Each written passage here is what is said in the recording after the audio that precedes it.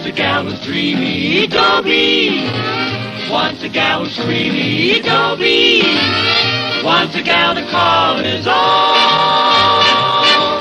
Is she blonde? Is she tall? Is she dark? Is she small? Is she any kind of dreamboat at all?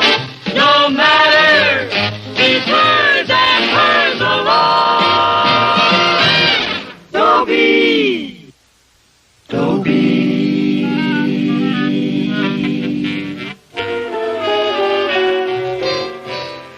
I have a problem, as usual, and the usual problem, too. Thalia Miniger. Ah, Thalia. She looks like $1 million. And that's probably what it's going to take to get her. $1 million. So really, the problem I have is I don't have Thalia. Or $1 million. All I've got is love for Thalia and 8 cents and an awful yen to take her to the dance Saturday night. Dobie, I got your note. What's so important? Thalia, I want to talk to you about something straightforward, man to man. Now, to start with, you're gorgeous. Also, you're greedy and grasping. Now, there's a dance Saturday night. You can go with any of the rich fellas in school if you want. But, Thalia, there's one tiny soft spot in that hard heart of yours, and that soft spot is me. You'd really like to go to the dance with me. So, Thalia, I'm asking you for once in your gorgeous, greedy, grasping life, forget sordid money. What's all that, just so you could ask me to go to the dance Saturday night? Well, yeah. You're sweet. Me? And I'm crazy about you. You are? Well, I must be to want to go to the dance with you. You'll go? Uh-huh. Ah, Under Thalia, certain my conditions. Thalia. Ah, you won't be sorry. Well, what conditions? Sordid money. How'd that get into the conversation? You brought it up. Oh. Now, I want to go to the dance first class. Well, naturally, I know Dad'll let me have the truck. No, Dobie. No? No, I want to go in a taxi. A taxi? Yes. Let's compromise. We'll walk. A taxi both ways. Both ways? Or I don't go. All right, a taxi. And Thalia, you'll really- have my blue formal clean. Yes, but Your blue formal clean? Well, you'll be looking at it, won't you? Yeah, And but... you'll be dancing with it, won't you? Yeah, but... I mean, you wouldn't want me to go to the dance without it. No. Or you wouldn't want it to go to the dance without me. It's what they call a package deal. Yeah. Agreed, my darling. All right, it's a date as soon as you sign this. Sign? What's this? It's a list of the things you just agreed to. I whipped it up in typing class. You see, it even has estimated cost. Total $11? But it's like a contract. I've been through this too many times with you before where you've made a lot of promises before a dance, and then you say you don't remember. Now, I'm not going to spend Saturday night having to nag you about it because it'll just spoil the dance. So, sign. Thalia, I love you. Love doesn't butter any parsnips. Nah, you stick with me, Thalia, and I promise you, someday I'll really butter your parsnips. Someday. Don't you understand, Dobie? I can't waste time waiting for someday. $11! Maynard, let me put it to you this way.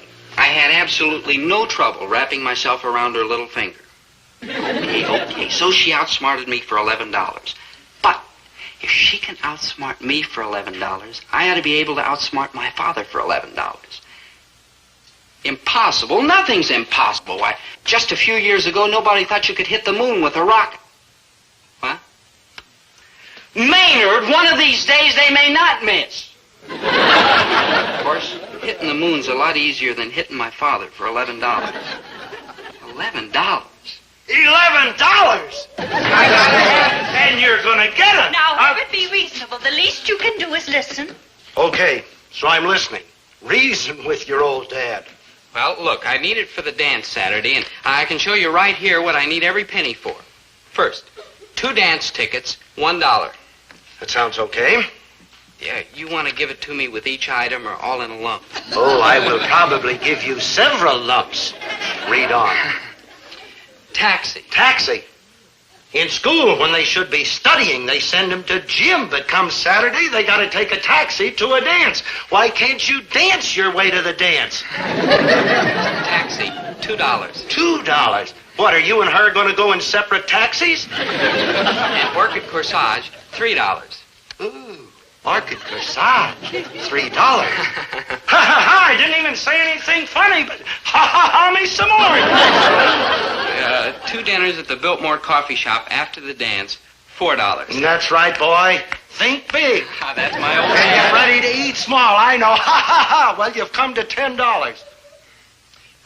Miscellaneous, $1. What's this miscellaneous? Oh, that's for getting my dress clean. Your dress? I mean, my suit. Total, $11. Total $2. $1 for the tickets and $1 for your suit, which you will get Saturday. Dad, you'll change your mind. Well, I might at that. I might make it $1.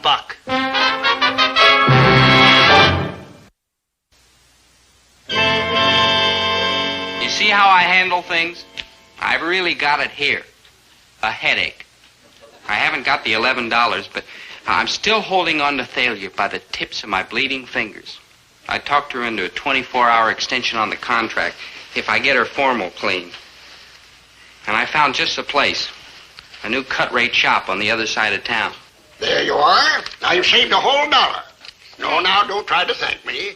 You know, we're losing money on every garment, but we're just opening our shop here, and we want to get, make a lot of good friends. So you please tell everybody you know about our Get Acquainted offer. 2 garments, cleaned and pressed for the price of 1. I'd consider it a favor. Oh, we'll be glad to, sir. Well, we'll do you a favor if you do me a favor. A favor? It's not much of a one, really. You see, we'll each be getting $1 on Saturday to pay for these. Now, that's $2. And my friend here will give you his $1 on Saturday for both garments, if you'll give me the other $1 now. The other $1? Yes, the one that we're saving. That one.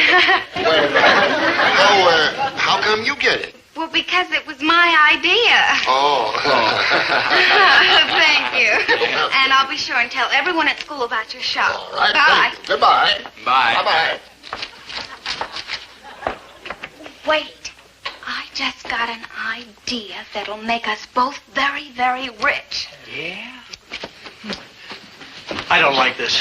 We ought to scram and lay low for a while. Relax. The truck isn't half full yet. But we barely got out of Springfield, and that's not more than 100 miles from here.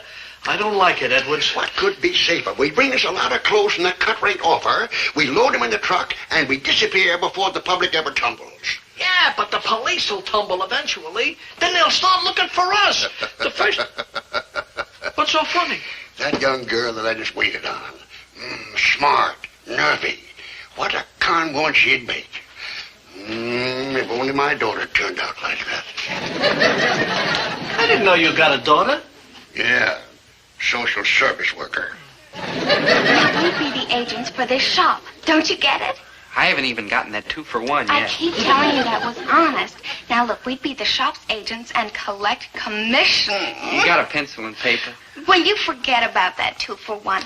Now, look, think of how much money we'd make being his agents at school.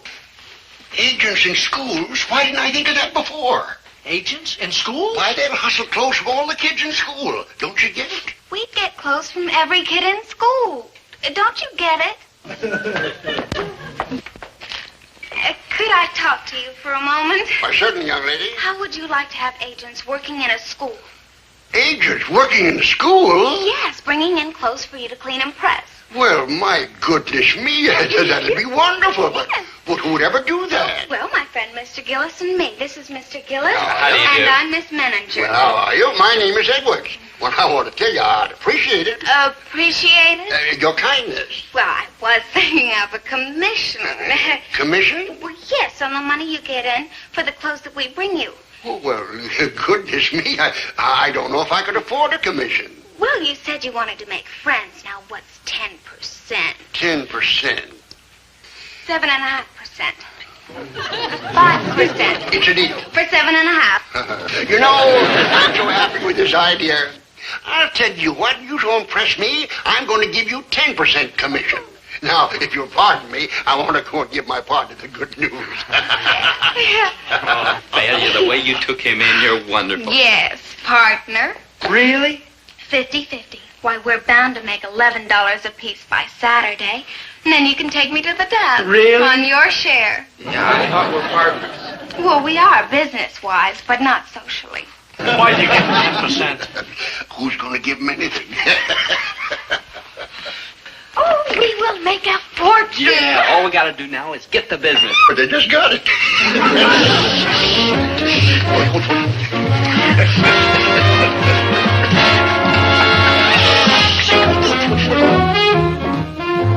Boy, that Thalia. She doesn't do things halfway. When she goes into a business, she really goes into it. I mean, within a week, Thalia and I were the biggest dry cleaners in town. My father's store is right on the way to school. A very convenient place for the kids to drop off their cleaning. Boy, did we do business. And the first thing Thalia did, she hired an advertising manager. Like hear ye, like hear ye. Bring it in, we'll clean it for 50 cents. Charge your old man $1. Don't miss this golden opportunity to cheat your parents. Like hear ye, like hear ye. Hey, what's going on here? Mr. Gillis, I've been standing here for 30 minutes trying to get waited on. I'll take care of you right away, Mrs. Kenny. Thank you. Will you get out of my way? See here, Mr. Gillis. This is not the only market in town, you know. All right, Mrs. Kenny, I'll be right with you. My husband is waiting for his breakfast. He's getting hungry. And when he gets hungry, he gets mean. And when he gets mean, I get hit. I'll be right there, Mrs. Kenny. Excuse me, Big Daddy. Hey, I'm back on Saturday, good buddy. Out! Everybody! Out! I certainly will. And it'll be a cold day in July before you get my business again. Out! Out! Out! Out! Out!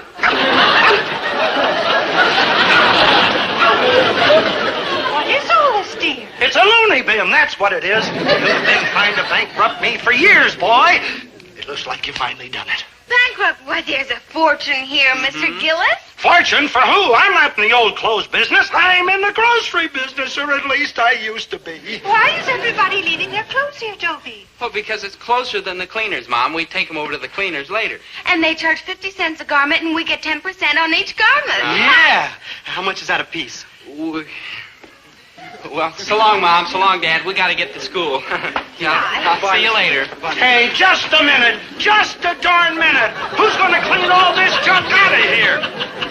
Well.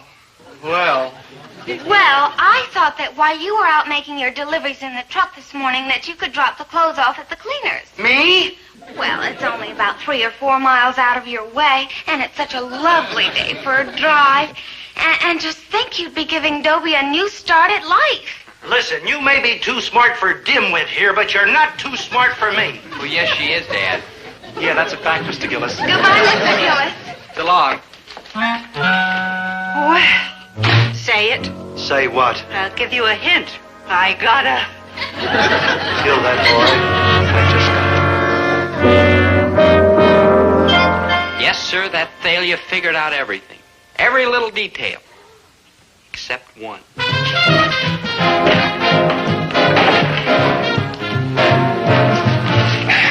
Just one more load. Thank you. I certainly appreciate this. Can we go now, Edwards? Can we, huh? One more load coming in. Oh, let's blow. I don't like the looks of this caper. Possess your soul in patience, little man.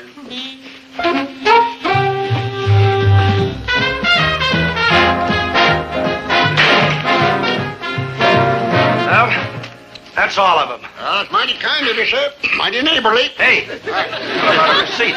Well, that's exactly what I was going to get, sir. Oh. Now, Edwards. Now, for Pete's sake, now. Right now, but wait till I get my hat and my coat. Will you jump in the truck and blow town? Go on, hurry up. Hey, where's that receipt? I ain't got all day, you know. Aha! Aha, what? I caught you red-handed, didn't I? What are you talking about? You know what I'm talking about, Buster. Running this phony cleaning shop and stealing clothes. Stealing clothes? Yes. Hey, that's it. We gotta get them. They just went out the back way. Wait a minute, wise guy. I'm wise to all those tricks. Now, come along peacefully. Listen, my name is Herbert T. Gillis. I got nothing to do with this cleaning shop. I own a grocery store at 9th and Main. Save it, Buster.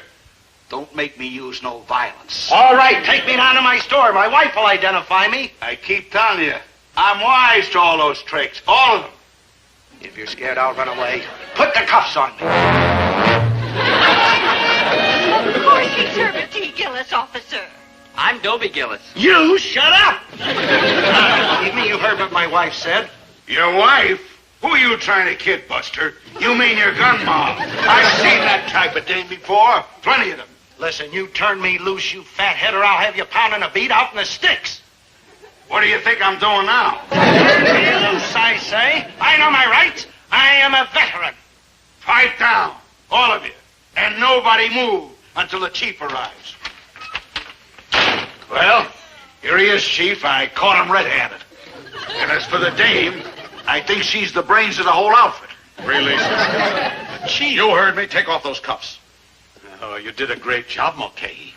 While you were arresting this citizen, the thieves got away with the clothes. I'm sorry, Mr. Gillis, but you can see how Mulcahy here could have made a mistake. Yes, I see perfectly. But I hold no grudge. However, if you don't mind, I would like to have a few words with my son. Alone. So if you and Sherlock Holmes here would please take off, I'd appreciate it. Okay. Station house. Thanks, Mr. Gillis. Oh. Herbert? Don't give me ideas. Son, what is this used for? Opening up things. Oh, that's very good. And what do we generally open up with this? Oh, cases of canned goods, stuff like that. You make me proud, boy. Oh, it's nothing. Take this, you lout, and get out there in the back room and open up every one of those crates and boxes and unpack every last one of them. And when you're finished with that, mop the floor. And when you're finished with that, wash the window. And when you're finished with that, wash the truck. And when you're finished with that, come upstairs. I'll be lying down thinking of other things for you to do. But, Dad... Shut up! How many suits and dresses do you think you and your partner turned over to them crooks? 300? 400? Like that, yeah. Well, those are stolen now, boy. And who do you suppose is going to have to pay for them? You? You're getting warm. Take another guess. Me? Go to the head of the class and go to work and keep working until you've earned enough to pay for 400 suits and dresses. Yes, sir. Come on, Winnie, let's you and I go upstairs and try to enjoy what's left of our old age. Cheer up, dear. Work never hurt anybody. No. Look what it did to Dad. Look what it did! I got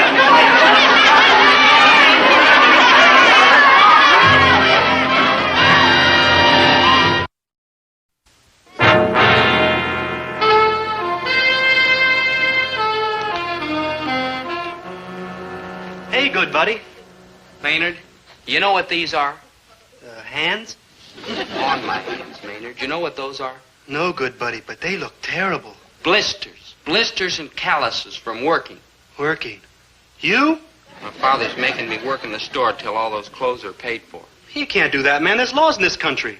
Maynard, I talked to a lawyer. He can do it. Gee, that's tough, Big Daddy. I mean, that's like tough. Yeah. Maynard, you wouldn't like to help me work, would you? Gee, Dobe, I'd stick my arm in a fire for you. I'd jump in front of a train for you. But, work? Sorry, Dobe. Yeah. You do understand, don't you? Oh, sure, Maynard. How long you gonna have to work till them clothes are paid for? As nearly as I can figure it, 70 years. It's all that Thalia's fault. All her fault. Yes, it is. And that's why I've sent for her. You gonna tell her off, Dobe? Are you, huh? Yes, Maynard, I'm finally, definitely, positively gonna tell her off. Dobie? Thalia? Yes? I love you. Ooh, that's telling her off. Dobie, I'm sorry. Sorry, a lot good of that does. Look at his hands. I mean, if he could like play the piano, he couldn't. Poor hands, what happened? Work, that's what. Poor darling, and it's all my fault, too. Oh, that's all right, Thalia. I love you. Oh, no, don't love me, Dobie. I'm not worthy of you. I'm mean and rotten. Amen. Why is me so greedy and grasping? Why can't I be good and sweet and pure like you and Maynard, too? Me? Yes, you're good. Both of you. Good, sweet, and pure. And I'm just rotten. All I care about is money. Oh, now, just a minute here. Remember what you said. You don't care about money for yourself. Yeah, that's right, girl. You told me your father's like 60 years old and has like a kidney Yeah, condition. and you said your mother isn't getting any younger. And your sister's married to a loafer. Yeah, and you said your brother's going to end up living off the county. So remember, it's up to you to find a rich husband and save your miserable family. That's right, David. That's what you said. So you're not mean and rotten. In fact, you're noble, kind of. You're sweet to say so. Both of you. Good, sweet, and pure, but you're wrong. Listen, even if my father had kidneys of steel, and if my mother was younger than springtime, and if my sister was married to a gillionaire, and my brother was president of Harvard, I'd still want money because I'm mean and rotten. Hey, Dobe, maybe she is. Well, she doesn't have to stay mean and rotten. People can change. Oh, please help me change, Dobie. I can do it for you. Mean and rotten as I am, I've still got a soft spot for you. Because you're decent and kind and honest and good-looking. Yeah, except for his hands. Say you'll help me, Dobie. And you too, Maynard. Because I want to be good and sweet and pure like you. What do you say, Dobe? You think there's a chance? We'll try. We'll try. Oh, thank you. We'll be so happy. Yeah. Just simple, sweet, kind, good people. What do we need with money? The best things in life are free. Ooh, what a title for a song. Simple pleasures, real devotion, true love. Look! What, don't you know who they are? Those are the crooks from the cleaning store. Oh, go get them. Hurry up. Come on, Maynard. Go get them. Quick. Of all the times for this to happen, and us with a truck full of hot clothes. Oh, shut up and jack up the cover. Get up, Maynard. Hurry up. Help! Police! Help! Police! What's going on here? We just caught those crooks over there from the dry cleaners. Hurry up. Come on. Hold him, Maynard. Hold it! Hold it, you wise guys! You're under arrest. Wait a minute, officer. I can explain all this. Just explain me one thing. What'd you do with all them clothes you stole? Well, they're right here in the truck. We're just going to deliver them. Oh, sure you were. Well, it's station house for you wise guys. And don't try anything cute. Now get going. Oh, now, don't shout. You kids watch the truck while I get some help. Oh, that was a nice piece of work, little lady. If you drop by the station house later, there's a $50 reward waiting for you. $50? Thalia, this is wonderful. All those clothes will be returned now, and I can quit working. And we can be like together all the time. I mean, simple pleasures, real devotion, true love. $50! Oh! What $50? Well, didn't you hear what he said? I'm going to get a $50 reward for catching those crooks. But, Thalia, we caught the crooks, so how come you get the $50? Well, because I recognize them. That's why I get the $50. I see. I don't suppose you'd consider a three-way split. Well, how can you suggest such a thing? That money is mine. Simple pleasures, real devotion, true love. Thalia, you're right. You mean the $50 is mine? I mean you're mean and rotten. How would you like it if your father had a kidney condition? Thalia, take your greedy bones out of here.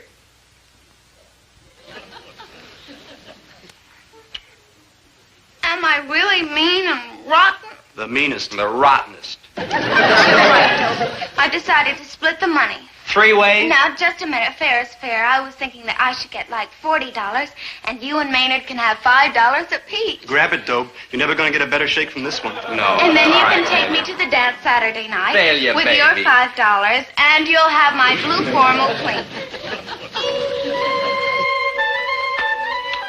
She's all heart, that girl.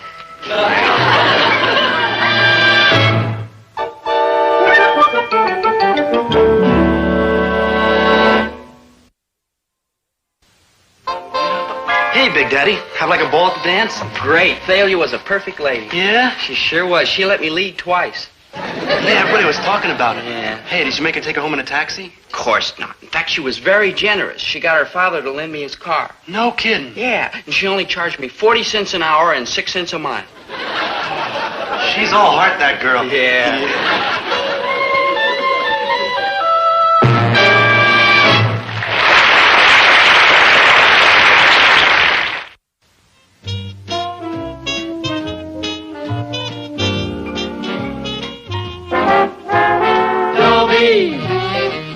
a gal was dreamy, Dobie.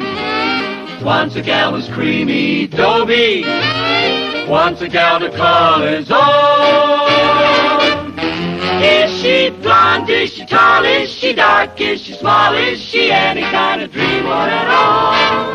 No matter, he's hers and hers alone. 'Cause Dobie has to have a girl to call his own. Once a gal was dreamy, Dobie. Once a gal was creamy, Dobie. Once a gal to call his own. Is she blonde? Is she tall? Is she dark? Is she small? Is she any kind of dreamboat at all? No matter, he's hers and hers alone. Dobie. I have a lot of trouble with my parents, but that's all right.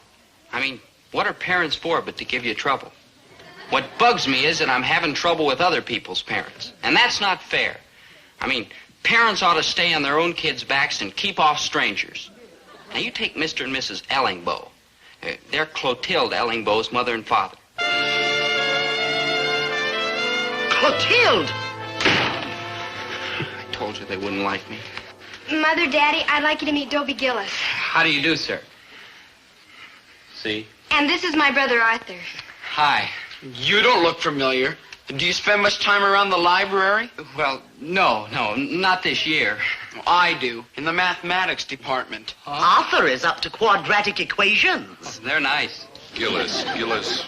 No, I'm sure I never met your parents. Why haven't we met your parents, Mr. Gillis? We attend every CHSS-PBL meeting. CHSS-PBL? Yes, the Central High School Students and Parents Betterment League. Oh, that's CHSS-PBL, yeah. Why haven't we met your parents at the meetings of the CHSS-PBL? Well, they don't go. They don't go? No. Mom would go, but she can't ever get Dad to come along, you see. When nighttime comes around, his feet hurt. The great battle for men's minds lies ahead, and any man who stays home at night and coddles his feet is deserting under fire. A young man raised without such standards, amid sloth and disinterest, is hardly the kind of boy we would find suitable for our daughter. Clotilde, it's time to do your homework. I already did mine. You would. Good day, Mr. Gillis. Goodbye, Mr. Gillis. See, what'd I tell you about me and parents? It's spooky. And I wouldn't exactly say you stuck up for me. Well, they're right, you know. You mean you feel the same way? Well, the CHSS-PBL is important. Don't you think you could get your father to go? Ha! For me, Dobie. Dear Dobie. Clotilde, for you, I'd walk over a bed of coals 8 miles long. I'd throw myself in front of a streetcar. I'd go without food and water. But trying to talk my father into something, it can't be done. Dobie, that's ridiculous. You can do it. Make your father give you a promise that he'll go to next Wednesday night's meeting. He'll give it to you. Boy, will he give it to me. Oh, Maynard, I have to do a terrible thing to my father. Oh, don't do it, Dobe. I mean, he might be like stingy and rotten, but after all, he's your father, and he loves you in his own way. Anyhow, you get caught. Maynard. And besides, anytime something like this gets in the papers, my old man lowers the boom on me. Maynard, listen. Like last week, my old man was reading the paper about this kid that stole a car in Minneapolis. Maynard. And he got so shook up, he sent me to bed without any supper. I've never been in Minneapolis. No. In fact, I've never been in the state of Indiana. Maynard, concentrate. Now, I'm not going to kill my father. I'm just going to try and make him go to some meetings of that Students and Parents Betterment outfit. That's worse. Yeah. Your parents go to the meetings? Man, you're joshing. They hold them meetings in the school. So? So my father says he spends so much time in the principal's office during the day, he's like entitled to stay home at night. Well, Maynard, I better go see Dad. No use waiting anymore. Though, don't stand too close when you ask him. True.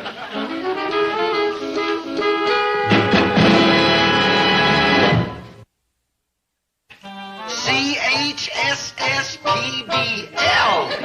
Yeah, it's kind of a club, Dad. Who needs more clubs? I'm already a moose. Do they go bowling? No. Do they shoot a little snooker? No. Do they sit around and smoke and swap stories? No. Then it's a phony organization and they ought to be investigated. Herbert, Dobie is talking about the Students and Parents Betterment League.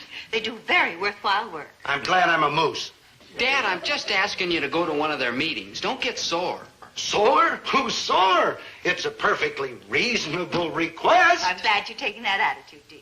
Why, certainly. I ought to put on a suit and tie and go to all kinds of meetings every night. All I do is get up at 5:30 in the a.m. every morning and go down to the produce market. So when night comes, I'm full of vim and vigor and ready to put on a suit and a tie and go to some meeting at some broken-down auditorium and sit on those hard seats and listen to stimulating discussions about the problems of adolescence. Well, they do have problems, you know.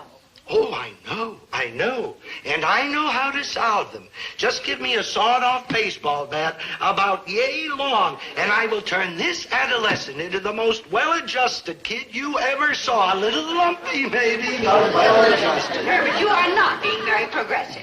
That's right, Dad. You shut up. Herbert. And why all this sudden interest in education? Oh, what a stupid question. There's got to be a girl in back of it somehow. I don't know how, but somehow. Dad, I'll be honest with you. Oh, not all at once, boy. A sudden change like that can give a man a case of the galloping jumps or something. Be just a little honest to begin with, huh? Dad, I'm in love with a girl named Clotilde Ellingbo. Clotilde Ellingbo. Parents are very fine people.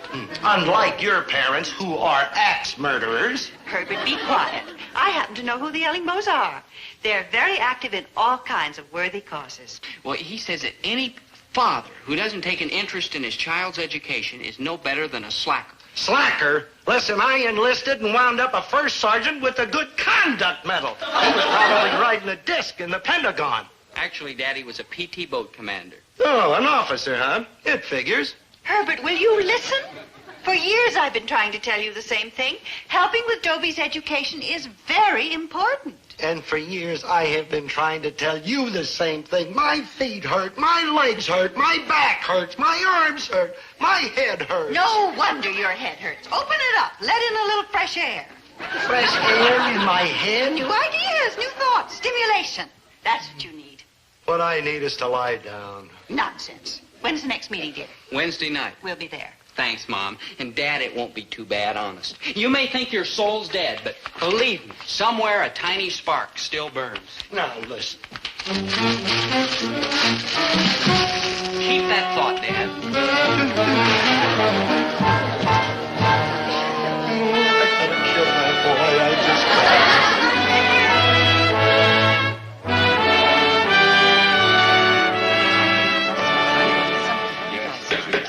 May I have your attention, please?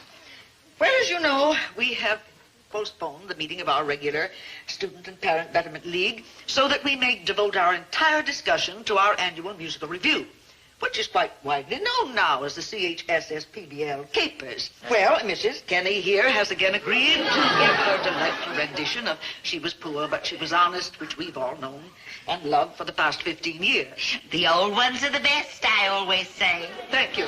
Now may we hear from our faculty representative, Mrs. Adams. Thank you. Mr. O'Malley, our gym teacher, has agreed to do an exhibition on the parallel bars and rings. He's recovered from last year? Oh, yes. Musical accompaniment will again be provided by Miss Collins, Miss Hyde, Miss Munson, and Mr. Kennedy of the English department. The sweet strings of Central High, as they like to call themselves. Yes, don't they? Mr. Schwartz of manual training is going to do some glass blowing, and Mr. Milfloss of biology will do bird calls of North America. Well, thank you, Mrs. Adams, for functioning with your usual dispatch and efficiency. Well, I think we may safely say we're all set. Well, not quite, Mrs. Armitage. Why, with all this abundance of talent? Oh, yes, talent is not our problem. Labor is. We need someone to pull the curtains, shift scenery, handle the lights, take care of all the physical detail backstage. Oh, where would we ever find such a man? Sometimes, Mrs. Armitage, our prayers are answered very quickly. Goodness, maybe we got the wrong night. No, this is Wednesday night. I know, because we are missing the millionaire. Oh, dear, Mr. Gillis, oh, do come up. Where's this Betterment League clam bake? We canceled tonight's meeting of the Student Parent Betterment League. Swell. Instead, we're having a special little meeting. Yes, you might call it a rump session. Good evening, Mrs. How do you Gillis. do, Mrs. Armitage? Howdy doody, Mr. Gillis. I see you know everyone except the Ellingbows, Mr. and Mrs. Gillis. How do you do? How No, do you the do? PT boat commander. No, you've heard. I heard. You must be Dobie's parents. How nice to see you at the CHSS PBL. Please sit down, won't you? It's so fortunate that you dropped by this evening. We were just discussing the capers. What capers? Oh, it's our annual musical review. Amateur theatricals? And Oh, how nice. And it's for such a worthy cause. After the show, we take up a collection for the teenage canteen. I don't want to brag, but I still have quite a sweet little voice. It's not very large, of course, but it's clear and true. Maybe you could use me in your capers? Well, now, I don't know. Of course we could use you, Mrs. Gillis. And Mr. Gillis, too. Me? Oh, I'm sure you'd be a great asset to the show. It's such a worthy cause, the teenage canteen. Well, as a matter of fact, I used to do a little hoofing when I was a kid. You see, I won this course in tap dancing at a raffle one time.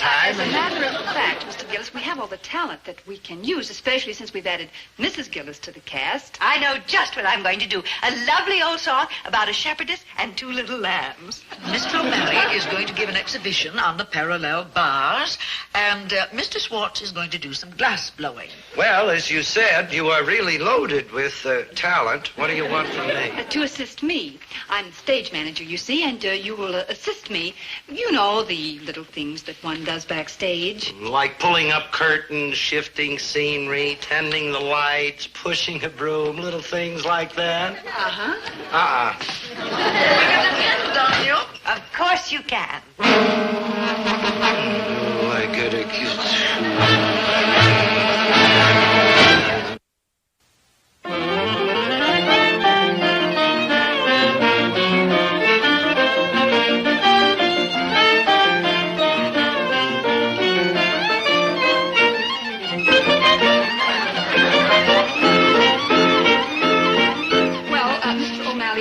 Will you pull the curtain up, please? Don't you think it would be more humane to leave it down?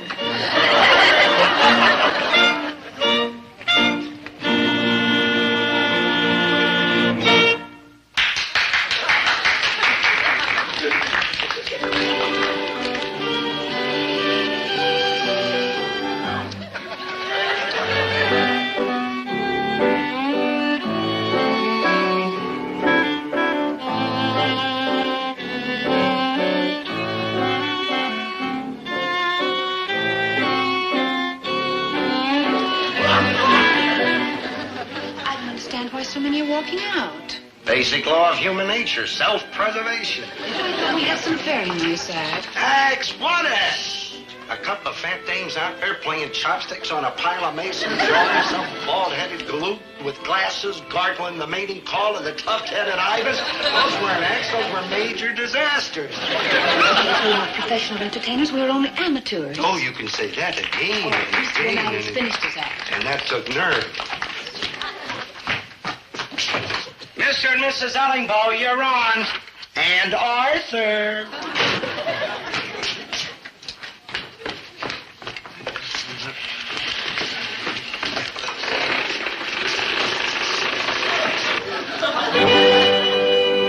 And now, ladies and gentlemen, for their fifth number, Laura Bell and Cecil Ellingbow will do their dramatic version of Robert Browning's immortal Incident of the French Camp.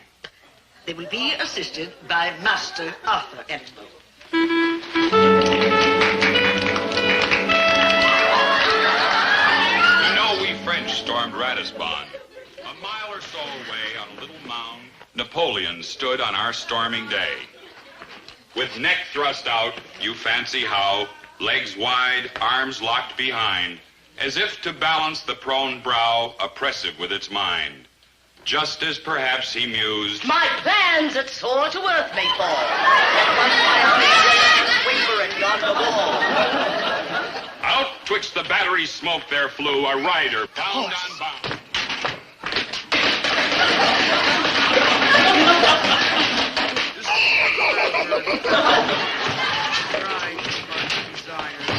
The chief's eye flashed, but presently softened itself as she's a film, the mother eagle's eye, when her bruised eaglet breathes.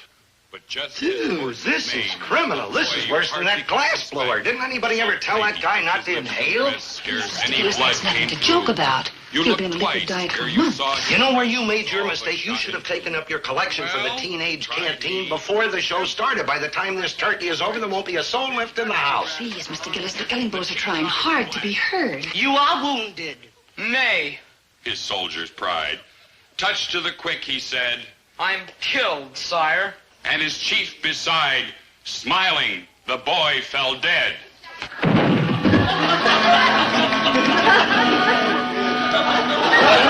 out there and do a soft shoe or something. You know, I had dancing lessons when I was a kid. So did I, Mr. Gillis. Everyone had dancing lessons when he was a kid. All right, let's do one together, huh? Please, Mr. Gillis, our job is back here working. That's easy. The hard part is out there watching.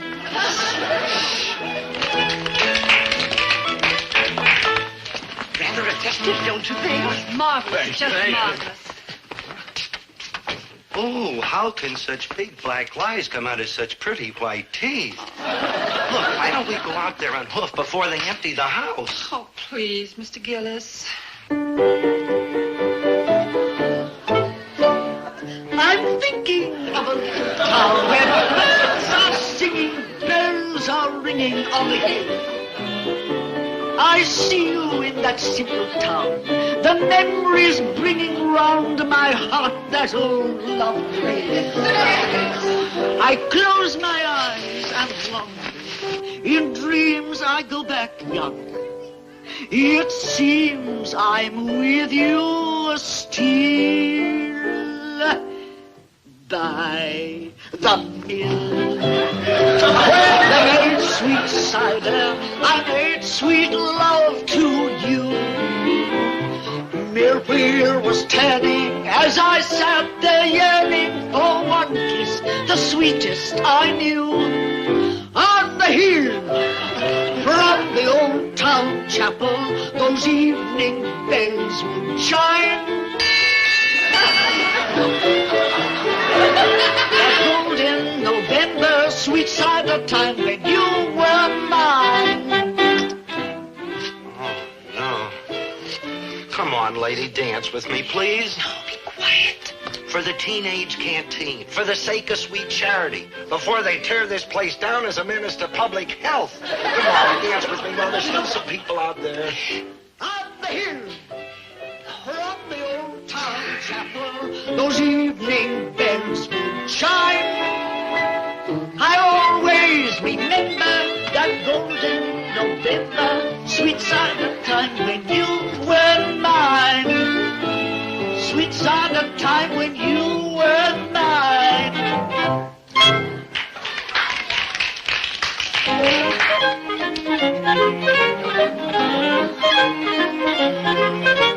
Now, oh, honey, wait for me. Oh, honey, wait for me. Meet me down by the old golden gate, down where the sun goes down about 8. How my love is burning, burning, burning. How my heart is yearning, yearning, yearning to be. How about evening up the odds, huh? Give the audience earplugs and blindfolds. How my love is burning, burning, burning. How my heart is yearning, yearning, yearning to be down among the sheltering clouds. Oh, honey, wait for me.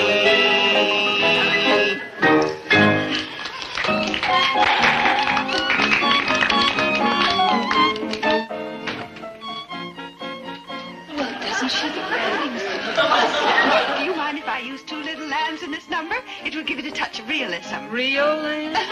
You'll see. Well, you're on next, Mrs. Gillis. Tally-ho! That's showbiz.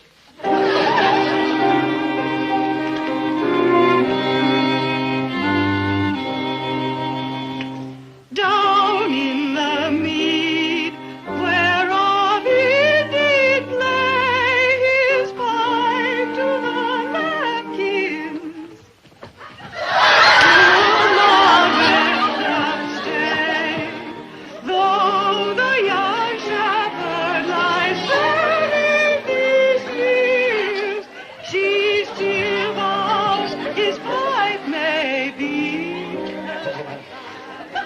wonder if it's too late to change my name. Well, Mrs. Mr. Gillis? Okay. Let's hook. Sweet Robin's pipe still slumber.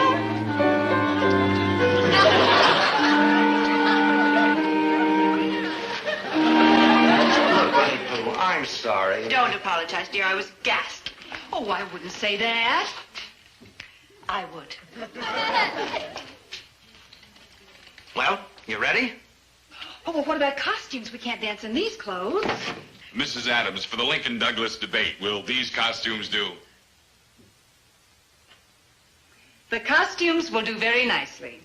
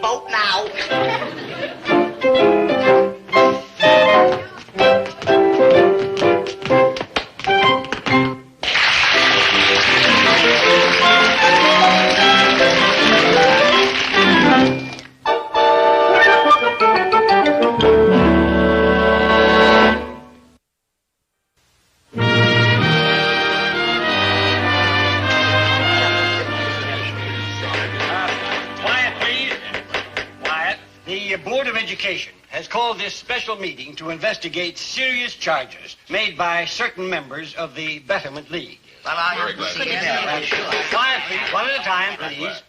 Mr. Ellingbo. Mr. Chairman, Mrs. Ellingbo and I are known far and wide for our fair-mindedness. There are some things that simply aren't done. A teacher entrusted with the minds and hearts of our young people, showing off her legs in public. Disgraceful. And tying us up. Lovely. Delightful. What? I mean, her legs were lovely. And delightful. Very much like mine when I was a mite younger, of course. Think of all the money we've made for the teenage canteen. Disgraceful. That's what it was. Yes, and we demand to know what's going to be done about it. We're not going to do anything about it until we have a look. Will you oblige at the piano, Jethro?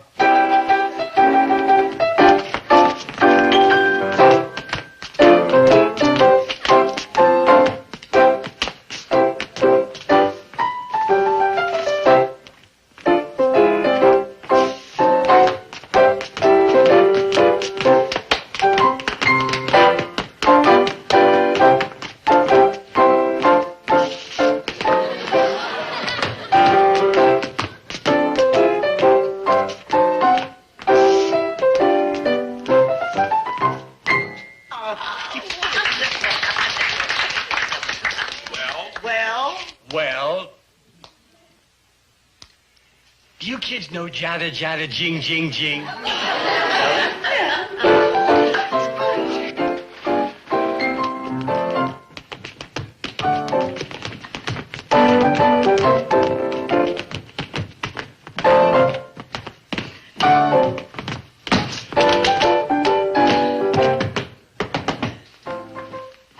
Hi, Dobie. Oh, hello, Clotilde. Dobie, I've been thinking. Would you like to take me over to the malt shop? Well, if you'd like, we could go for a walk in the park. How about to a movie? To a drive-in? In my car? I'll pay.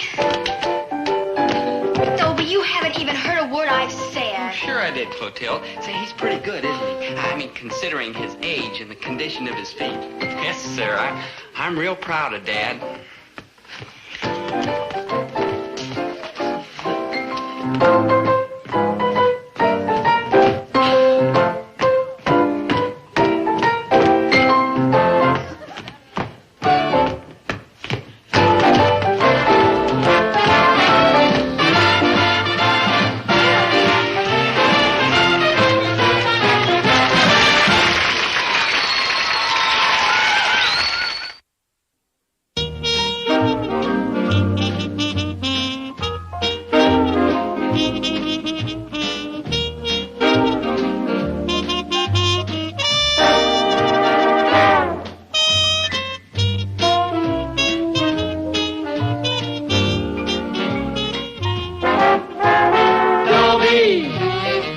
Once a gal was dreamy, Dobie. Once a gal was creamy, Dobie. Once a gal to call his own. Is she blonde? Is she tall? Is she dark? Is she small? Is she any kind of dream one at all? No matter, he's hers and hers alone. 'Cause Dobie has to have a girl to call his own. Once a gal was dreamy, Dobie. Once a gal was creamy, Dobie. Once a gal to call his own. Is she blonde? Is she tall? Is she dark? Is she small? Is she any kind of dreamboat at all? No matter, he's hers and hers alone. Dobie. I'm scared. I better do something quick or I'm in big trouble. What am I scared about? I can give you the answer in 2 simple words. Melissa Frome. Ah, soft, pink, creamy, beautiful Melissa. She's a girl. What a girl. She's crazy about me. Perfect, huh? Well, that's why I'm scared. It's too perfect. Something's got to happen to spoil it. Dobie, dear, I'll have... Chocolate egg foo young sundae with double whipped cream. Oh, Dobie, darling, that's exactly what I wanted. Yeah. Well, wonderful. That's simply wonderful that you knew. You know, it's almost like magic. Yeah. What magic? Every time you two come in here, she orders a chocolate egg foo young sundae with double whipped cream. Big deal. What do you want? Mrs. Tarantino, I'll just Have a glass of water, please. Yeah, I could have figured that out. Empty Walletsville. Yeah. And we got no magic bond between us. No.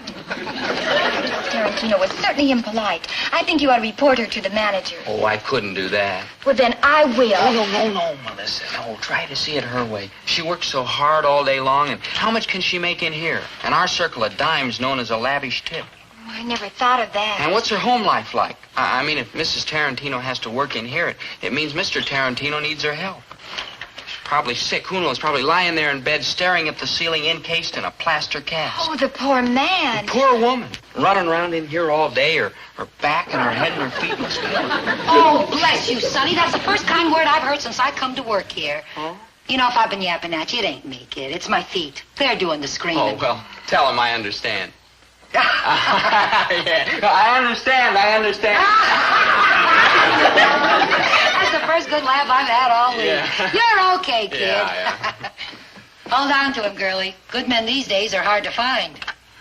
Dobie, you're the kindest, sweetest, gentlest person I ever met. No, I wouldn't say that, but I'm glad you did. See what I mean? See why I'm scared? It's just too perfect. I finally found a girl who thinks I'm... Wonderful, divinely wonderful. It is your love that has made me this way. When I'm with you, I feel fresh and sparkling and alive. Oh, me too. If I lost you, I'd be a ragged, useless, dirty wreck. You rang? Oh, hi, Well, Maynard. Don't. You know how way out it feels to gleam your friendly face in my hour of need. Maynard, you're in trouble. Yeah, I feel like somebody just tossed me in one of them wagons and is carting me off to the gelatin. If that's guillotine, Maynard. Yeah, guillotine. Tell me what's wrong, Maynard. You know how I worry about you. Well, I can't. You'd like better. I need money. I had to ask. You see? Doom. Oh, stop dramatizing. You know I'll help you. Just tell me how much money you need and why. $6.26 on account of this chemistry course I've taken in school. Maynard, you're taking chemistry? Well, for the first 6 weeks, I thought it was a folk dancing class, and by then I was trapped. The $6.26. Oh, yeah.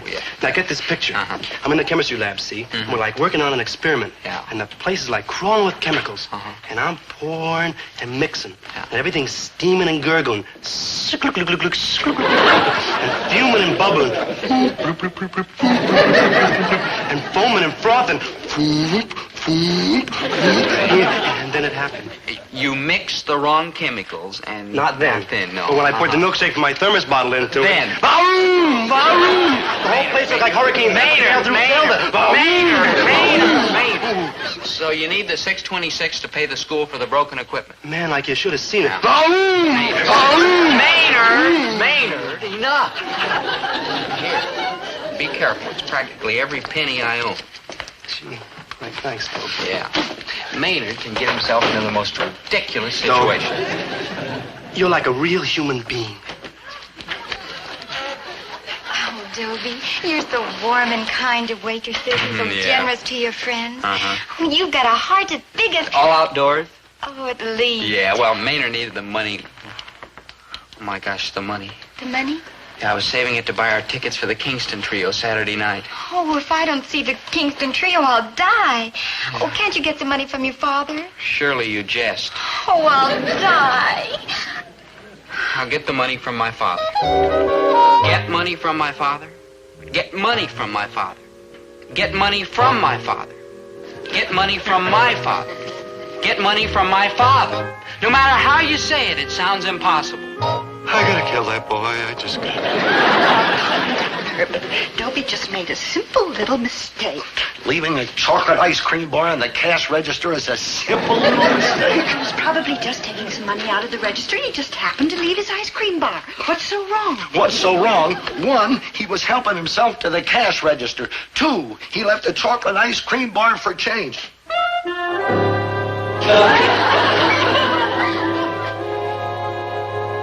3, you don't think there's anything wrong. That's what's so wrong. Oh, every day hospitals get babies mixed up, and no, we have to get the right one. Oh, it's too late to worry about that now. For 3 months, I've been waiting for the bank to send a man out here to check the store. For 3 months, every day, I've cleaned and I've dusted and I scrubbed so that when he got here, the store would look like we'd be a good risk for a loan. Finally, the big day arrives. At last, I'm going to get to borrow $300 so I can make a down payment on a good used truck. The man from the bank walks in. Does he see a clean store? Does he see a dusted store? Does he see a scrub store? No, the first thing he sees is Herbert T. Gillis, proprietor, emptying out a cash drawer full of ice cream chocolate-coated nickels. Well, I suppose you found everything in A1 tip-top first-class credit rating shape. Well, your store appears moderately well run. In general. Mr. McCurdy, all I want is a small loan. Oh, it would be a big help, you know, if I didn't have to put up with that shoving and coaxing and cranking and all on cold mornings when I have to get out and push my aching back. Mr. Gillis, sympathy will avail you nothing. When my bank grants a loan, it is strictly on the merits of the credit risk involved. Oh, we're a very good credit risk, Mr. McCurdy. Oh, why, certainly. We've borrowed from everybody. Good afternoon, Gillis Grocery.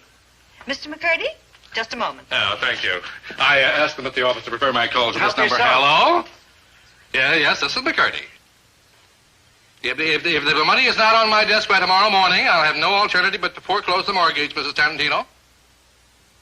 But it certainly isn't the bank's fault that your husband is in a plaster cast. Now, where were we? No.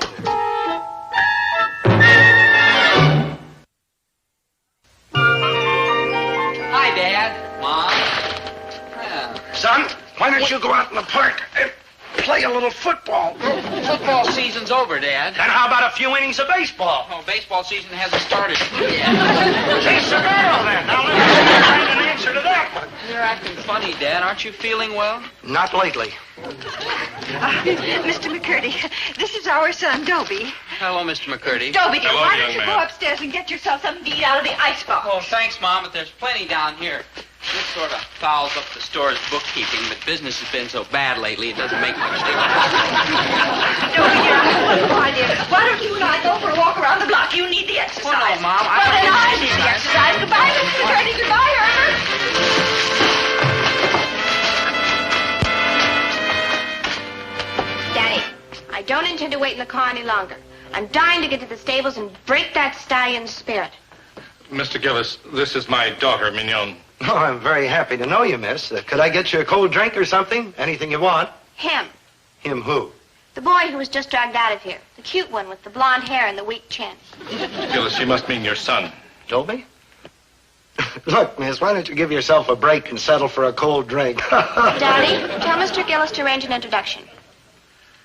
Well, if that's what you want, but I don't see any reason for it. Oh, Dobie's a nice enough kid and all that, but he is never going to set the world on fire. In fact, sometimes I wonder if he's even going to get around to lighting the fuse. I knew that the minute I saw him. That's why I want him. He's unformed, flexible, pliable, the kind I can mold and shape to fit my own taste. Give me the namby-pambies every time. Namby-pamby?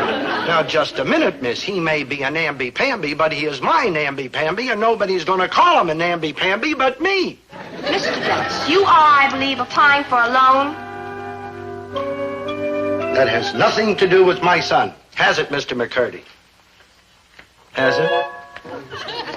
It has? It has. You were saying, miss? I am giving a party Saturday night. Your son will be my date. Have him calling me tomorrow and we will discuss the details. Any questions? No questions. Good. Daddy? You should meet her mother. You mean Dad could really lose that loan on account of what I did? I'm afraid so, dear. Establishing credit at a bank is a very touchy thing.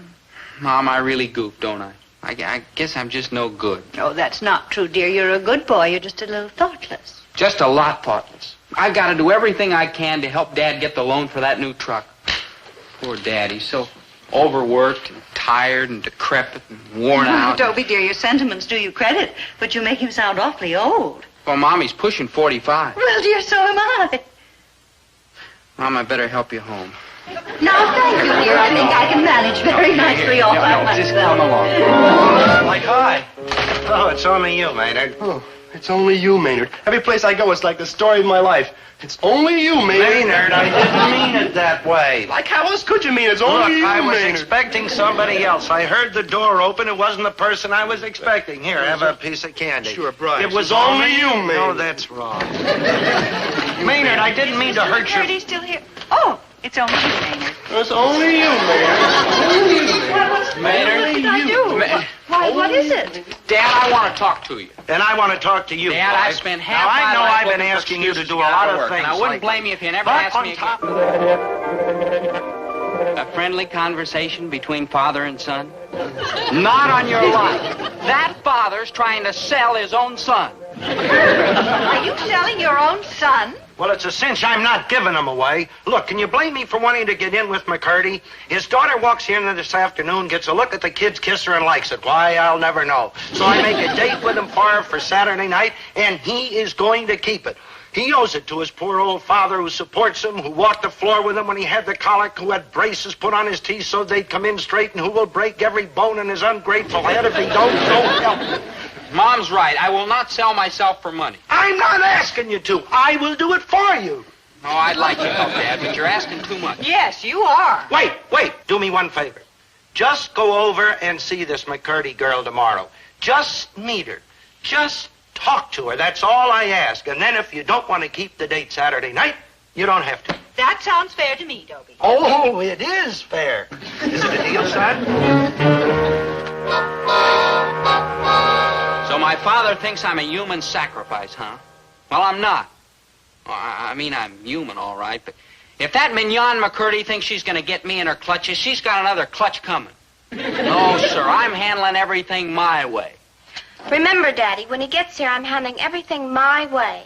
Poor fish doesn't have a chance. Papa, I'm happy to see he isn't arriving late. He wouldn't dare. Daddy? I'm on my way. Hello, Mr. McCurdy. Into our parlor, said the spider. Daddy. Oh, Dobie, how good. How very good to see you. Likewise, Miss McCurdy. You may call me Mignon. Oh, thank you, and you may call me Dobie. I already did. Now tell me, Dobie, what are your school ambitions? To get out, if I can. No, dear boy. What I want to know is what subjects do you like best? Oh, none of them. I just want to get out. Good, I'm pleased. You are? You are Clay. Clay? Clay. I am the sculptor. I will mold you and form you into the exact image I require. Just a minute. Just a darn minute. The same minute. thing happened with my mother and Daddy. One look at him, and she knew he was the unformed, flexible, pliable type she was searching for. No, just a minute. Daddy, you know Mother has forbidden you to use that chair. The hair oil stains the upholstery. Now, where was I? Out of line. Now, look, Mignon, I appreciate your feelings toward me, but there's someone else. Someone else? A girl? A girl. Quite a girl. We have an understanding. Now, This girl, will she propel you up the ladder of success the way I will? Well, Will she forge a solid rock of achievement out of the gooey clay of your mediocrity? Mignon, she loves me, gooey and clay though I am. I'm afraid I'll have to move up the artillery. You can move up anything. Your father has applied to my father for a loan. This loan is needed for a down payment on a truck. Poor fish. This truck is desperately needed to save whatever is left of your father's aching back. This would prolong his careworn life. Am I accurate? Accurate, but completely incorrect. A bank loan happens to be a strictly business proposition between A, the party of the first part, namely the bank, and B, the party of the second part, namely Herbert T. Gillis, my father. All of which matters has nothing to do with you. Has it, Mr. McCurdy? Has it? It has. Now, Mignon, what was it you were saying?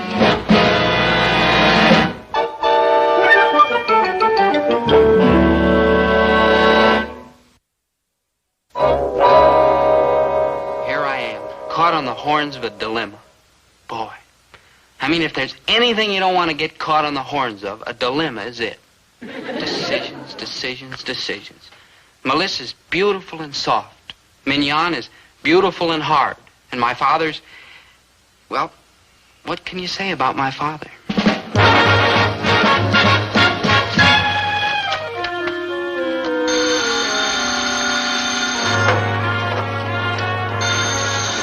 Stop bringing your fool head off or I'll knock your cord. Gillis Groceries. Oh, hello, Ed. No, I was just closing up. Yeah, I gotta stay open late these days to make a buck. Oh, the competition is murdering me. Gotta put in the extra hours if I'm even gonna break even. No, Ed, I haven't been getting down to Legion Hall lately. It's these hours. After all, I'm up in the morning. I gotta be down to the produce market by 5 a.m., pushing that truck of mine half the way. And on cold mornings when I have to crank that thing, it's sure rough on the lumbago.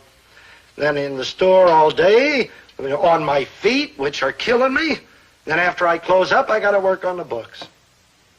Yeah, Ed, well, say hello to Shardy and all the gang down at the Legion. Thanks for calling. So long, Ed. Oh, Dad, poor Dad. Keep this around your weary old shoulders, dear old Dad. I'm young. What's the matter with you? Have you slipped a cylinder or something? Dad, I want you to know that Mignon McCurdy's a fine girl, and I'm going out with her Saturday night and every night, as long as she and her new truck... father will have it. Oh, my son. Dad, here, keep warm. Keep warm, Dad. Yeah. I figure that in time I can get used to Mignon. I mean, I can grow kind of a shell. Like an armadillo, or like her father. But Melissa, how am I going to tell her that we're through? Sweet, sensitive Melissa. I'll try to break it to her gently. Yes, Dobie? Yes, my soulmate? I can't do it. Chocolate egg foo young sundae with double whipped cream. Oh, Dobie, darling, that's just what I wanted. Oh, you're so gentle and so sweet and so understanding. So yellow. What could I do? How else can you treat a girl who looks on you as some sort of Eagle Scout with 135 merit badges? Nope, I'm not going to do it. I'd rather do anything rather than hurt that sweet, sensitive Melissa. Mignon, you're not going to like this, but there's something I got to tell you. Before you do, how's your father's back? My father's back? His sore back, you know, from pushing that old truck around and waiting for his loan. That back, yeah. yes. Now, what were you going to tell me? I forgot. You forgot. Uh-huh. Okay. No, so long. You know, I haven't quite broken that stallion yet, but it won't be long now. I'll bet it won't. All right, okay, I give up. So poor, sweet, sensitive Melissa will just have to suffer and lose the man of her dreams. Wait, what if it turns out that I wasn't the man of her dreams? What if she found out that under this sweet, gentle exterior, there beats a cruel, mean interior? Yeah, cruel and mean. I mean, I just pretend to be that way. Actually, my interior is just as sweet and gentle as my exterior. Maybe even more so. I'll do it. It's the only way. Either that or for the rest of my life, I'll have my father's aching back on my aching back. It's like, hi, Melissa. I'm waiting for Dobie, too. You see, he's my good buddy. And when you got a good buddy like old Dobe, just meeting him and saying, like, hiya, good buddy, makes you feel big and important. Oh, here he is. Like, hiya, good buddy. It's only you. It's only you, Maynard. It's only... Dobie, buddy, you didn't mean it like that, did you, huh? I Did meant you? it just the way it sounded. It's only you, Maynard, you unwashed beatnik. Now get out of here. I'm sick of that sloppy sweatshirt. It's only you, Maynard. Say like you didn't mean it, huh, buddy? I said it and I meant it. Where's the money I loaned you? I haven't had a chance about it. Stop with the excuses. Just cough up what you owe me. Your father's going to hear about it. Or is he a deadbeat, too? It's only you, Maynard. It's only you. It's only you, Maynard. What'll you have? Always have, Dobie, my sweet. Oh, not again. Can't you think of anything more original than the same old junk day after day, week after week? Dobie, my sweet. And stop calling me Dobie, my sweet. You're like a broken record. Always the same words, the same food, the same expression on your face. Oh, Dobie. Hi, kid. It's Mr. Kid to you. How can you talk to poor Mrs. Tarantino that way? Remember, she's got trouble. Troubles? Well, you hear what happened since last time. The bank foreclosed on our mortgage. 2 fellas came in the house and put wheels under my husband's cast and rolled him right out of the house. Spent the whole night on the sidewalk. Oh, gee, that's terrible. Well, you certainly can't blame me or the bank. Pay your bills on time or join Maynard's club. What's going on? You were such a nice, kind kid, and now you turn into a monster. Look. Gee, you're a regular Mr. Jekyll and Mr. Hyde. Call the manager. No flunky talks to me like that. Call the manager, you hear? Dobie Gillis, I never want to see you again as long as I live. Oh, I thought you were so sweet and gentle and sensitive and... Oh, but that's only your exterior. Well, your interior is cruel and... Mean. And mean. Goodbye forever. Or even longer. And that goes for me, too, Ripper. Give me those extra glasses of water. Look, I'm not really...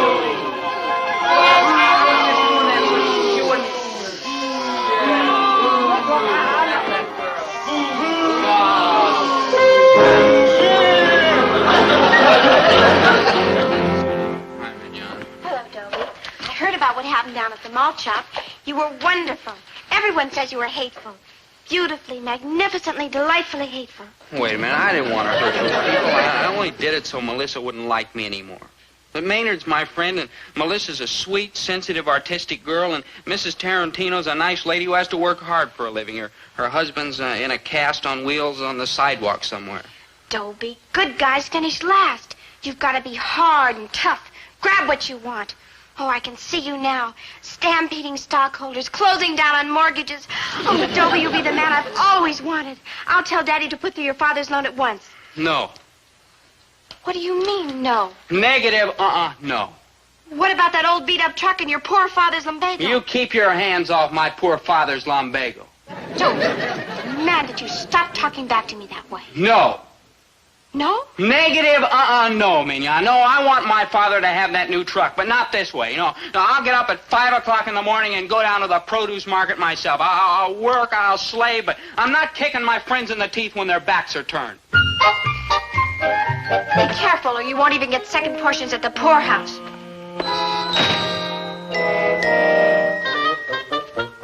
Gillis, I overheard your conversation with my Oh, daughter. I'm sorry, Mr. McCurdy, but How I couldn't did you help do You it? see, Maynard's my friend, and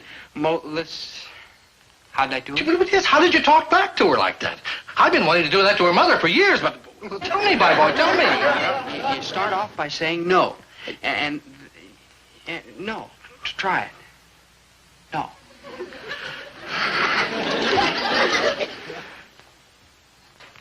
I'm thinking it, but it's been so long I can't get it past my lips. Yeah, well, what would you say if I asked for a loan? No! Look, it works that way. Yeah, be firmer now. No! No, negative. Yeah, negative, Now, try it again with more pain.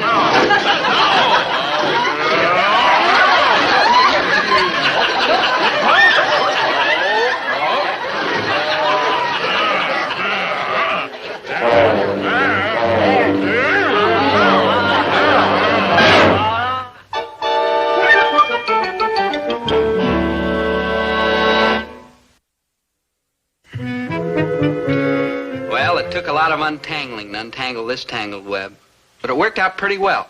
Mr. McCurdy learned to say no to his daughter, and then he learned to say no to his wife, and now he's out at the stable trying to say no to a wild stallion. And I'm hoping he'll say yes to my father's loan.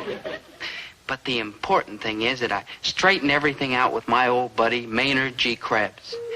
Oh, here he comes. Now watch this. I'm going to have a little fun with him.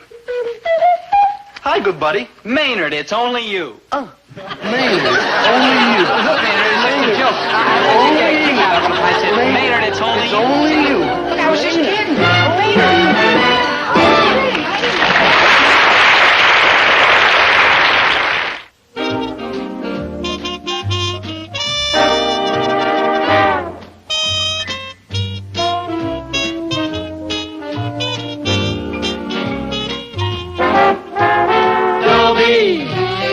Once a gal was dreamy, Dobie. Once a gal was creamy, Dobie. Once a gal to call his own. Is she blonde? Is she tall? Is she dark? Is she small? Is she any kind of dream one at all? No matter, he's hers and hers alone. 'Cause Dobie has to have a girl to call his own. Once a gal was dreamy, Dobie. Once a gal was creamy, Dobie. Once a gal to call his own. Is she blonde? Is she tall? Is she dark? Is she small? Is she any kind of dreamboat at all? No matter, he's hers and hers alone. Dobie. Look at me. 17 and a half years old, and my parents think I'm still an infant. Boy, wouldn't that bug you? I mean, here I am, treated like a baby when I've been shaving for a year already. Sometimes I even use a blade and a razor. The awful thing is, it's only human beings who refuse to admit it when their children grow up. Take any other animal. Take kangaroo parents. When their little beast can take care of himself, away he hops. But people parents, they hang on to their little beast till they're past 20, clear into middle age. It's contrary to nature.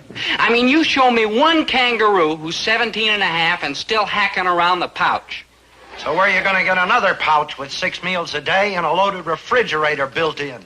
I was only using the kangaroo as a figure of speech. Gee, Dad, you just don't understand. That's one of the few pleasures remaining to me at my age in life. Now, pipe down, will you? Let me find out what's going on in the world. That Dick Tracy. On Sunday, when he's in color, he always wears a green hat and a yellow overcoat. All I'm trying to say is that coming home last night at 11:45, when I was supposed to be home at 10:30, is not the greatest crime since the St. Valentine's Day Massacre. Say, give me some more of that, will you, Winnie? You know, you scramble a mean egg. 15 minutes late and you lock all the doors. And bolt all the windows. I almost got arrested trying to break into my own house. It was very embarrassing. Poor boy. Why not go whole hog and issue me a striped suit and a tin cup to bang on the bars with? There's no freedom in this house. I'm treated like a child. Hey, you know that Daddy Warbucks? He had a haircut like that years before Yul Brynner. I must be given more independence. The little bird learns to test its wings by being pushed from the nest. I ask for the same right. If nobody pushes you, promise me one thing. You'll jump? Herbert, that's no way to talk to Dobie. You know how sensitive he is. There, darling. Everything will be all right. Stop that, Mom. Don't you see? You're treating me like a child, too. I don't want you to take care of things for me. I don't want you to protect me. One more interruption, and you will need all the protection you can get. I will reject it. I prefer to stand on my own 2 feet. Well, while you are on your own 2 feet, how about putting a broom in your own 2 hands and doing a little work around here, just as a change of pace, huh? No, what's the use? In China, they used to tie ropes around the little girl's feet so the feet wouldn't grow. You're doing the same thing to my mind, keeping it small, undeveloped, and puny. So that's what happened to it, huh? Herbert, it is your duty as a father to listen to the boy. Why? I listened to him last year. All right, go ahead. I'm listening. Thank you. I am not being allowed to grow up. Big deal. Herbert, Dobie is right. Parents are always trying to treat their children like infants because they themselves are trying to hang on to their own youth. Hogwash. It is not. It is a proven scientific fact. Proven by scientific scientists. I'll bet you got that out of one of them lame-brained women's magazines. They are excellent magazines. To wrap fish heads in. Listen, I need to test my wits and strength against the slings and arrows of the world in which I live. Hogwash. Pure, grade A hog wash. Now go on, dear. Tell us, how can we help you solve your problem? It's simple. Just let me move away from home. Herbert, are you going to sit there and listen to that pure grade A hogwash? Now, hold on. But, Dobie, darling, you're only a baby. I'm 17 and a half. Well, an old baby, and they're the worst kind. Mother, you're choking me with a silver cord. Yeah, why don't you try whopping them with one of them scientific magazine articles? Well, that article was about other people's children. Look, there's no sense in getting your hackles up. The boy is not moving out. Now get that Lower straight. your voice. The magazines say that it is dangerous to speak harshly to children. You want him to stay, don't you? Of course, don't you? Well, right now it's 6 to 5, and take your pick. What? Yes, I want him to stay. Now you hear me good, mister. Softer. Little bird, you're not going to fly away from the nest. And do you want to know why? I demand to know why. Because you would starve to death before you got your tail feathers warmed up. That's why. I would not. Why, you'd be crawling back here in a week, unwashed, unshaved, a physical wreck. You rang? Good morning, Mrs. Gillis. Mr. Gillis, how's every little old thing, friends? Maynard, would you mind coming back a little later? We are in the middle of a little family discussion. Yeah, at my house, too. Don't be like leave room and they like start slugging it out. Hey, Big Daddy, ain't you going to school today? Oh, I almost forgot. Yeah, I like to forget almost every day. Dad, you're not being fair if you say I couldn't make good away from home. I mean, getting used to a new environment would be no problem to a basically self-sufficient person like me. I mean, it isn't as if I was a helpless type who couldn't do things for himself. Let's face it, anybody can be waited on, but it takes a real man to be honestly self-reliant. Apples? Better for your sister, me. Oh, I promise you, Dad, you wouldn't have a thing to worry about if I went out on my own. I'd handle my life calmly, thoughtfully, capably. Give me a chance, huh, Dad? Let me prove that I can make good without anybody's help. I was wrong. You would not come crawling back in a week. Naturally. If you lasted over 20 minutes, they'd have to drag you back with a St. Bernard dog. Oh, I know what it is. You're scared to let me go. You're scared I'll prove you're wrong about me. That does it. I'm scared, huh? Now, Herbert, calm down. Me? Sweetheart, please relax. I'm Please. scared. Hey, Dobie don't like Duck Eve Jones scared, but I think he's like mad. Why don't you boys just run off to school and forget about the whole thing? Forget about the whole thing. Forget about it, and every time I make a move, Crusader Rabbit here will be hollering that I'm stymieing puny in his mind. Why, no, Dobie wouldn't do a thing like that, would you, dear? Well, Goodbye, boys. Goodbye. Hold it.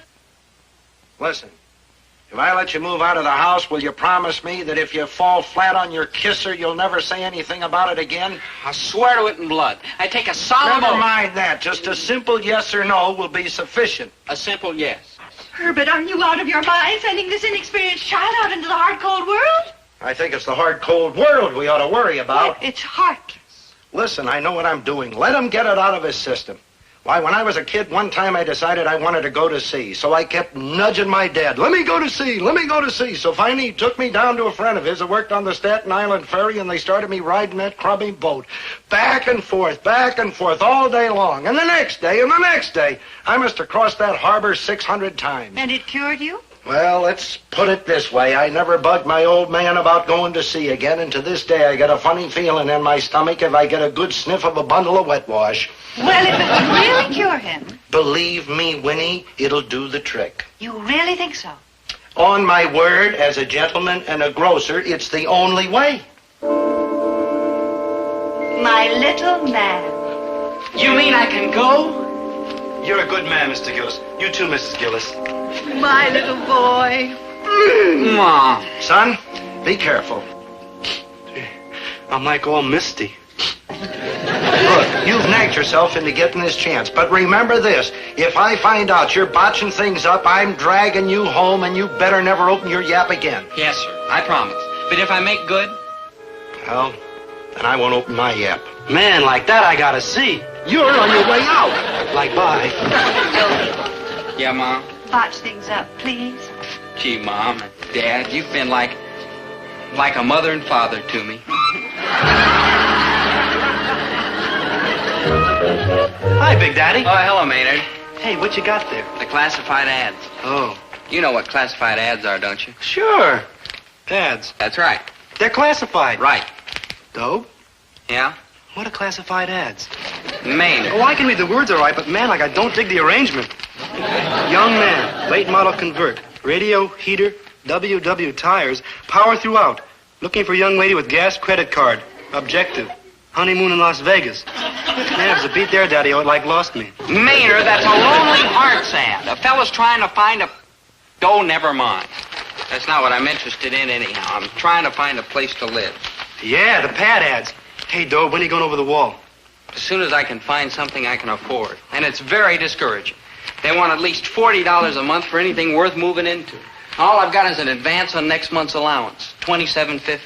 $27.50? Man, I thought getting even $10 out of your father was like tougher than wringing blood out of a termite. Turnip. Yeah, turnip. Yeah, the old brain did it, Maynard. I showed him how much money he was going to save when I moved out of the house, and Mom made him give me the difference. After he got through crying, he was very nice. Good thinking. Yeah. The uppercut to the wallet gets him every time. Yeah, take food. You see, I eat anywhere from 3 to 8 meals a day. plus snacks in between and extras on weekends, every day of the month. Ooh, that's like $10 or $12 shot right there. Yeah, and I won't be using the telephone. Look what that'll say. A fistful. Yeah, and electricity for my room and for the television. Wow, that's a wad, at least $3. Yeah, laundry and hot water for baths and shaving and like that, you see. And there you left me. It's a monumental piece of strategy. But I still don't have enough dough. I don't... Wait. Maynard, have you still got those hubcaps, you know, the ones you bought with the money your grandmother sent you for Christmas? Sure, I'm holding them to like buy a car that matches. Maynard, how would you like to sell those hubcaps and win a free soaring independent soul? Oh, crazy. Where do I go to get one? No. How would you like to be my roommate? Roommate? We'll have a ball. Nobody to tell us when to go to bed, when to get up. Real progressive. Yeah, no orders, no childish regulations, no harping parents. I'm getting the message. Yeah, with the money you'll get for the hubcaps, plus my money, we can rent ourselves a real high-class bachelor apartment and have plenty left over to live on. Pie in the skies, Yeah, we'll be men, not boys. People, not puppets. Well, what do you say, Maynard? Roommate. Roommate. Yeah, man. Oh, what a time we'll have. No, hold it. Hold it. You sure you can do it? Huh? I mean, maybe your father won't let you move away from home. You saw the hassle I had with mine. Oh, he'll let me go. How do you know? Well, I told him you was going to do it. So? So, like, who do you think sent me over here to find you? Oh. Even, like, slip me $10 to, like, push things along. Oh. Roommate! Come on.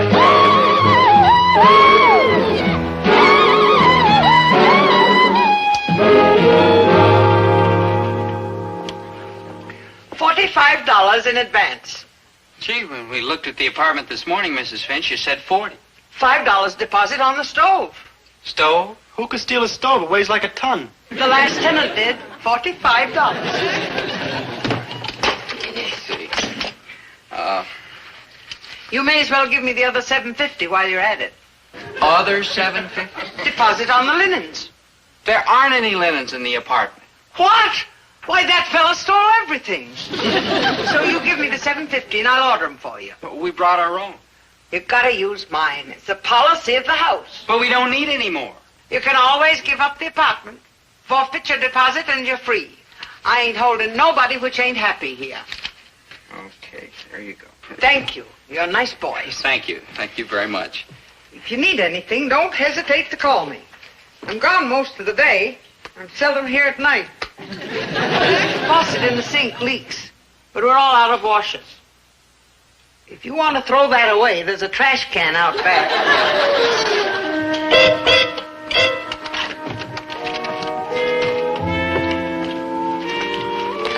Well, here we are. Yeah, sure. Nice place. very homey. Yeah, homey. Yeah. Maynard, I'll take that closet. Ooh, I'll take that big closet there and hang up my shirts and slacks. Maynard, that's not a closet. It's a Murphy bed. Yeah? Yeah, push on it there.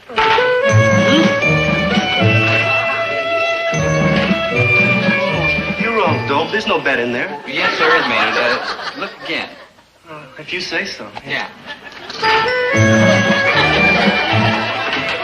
Oh, I hate to argue with you, Dope, but there ain't no bed in there. It's just a big empty closet. Yeah.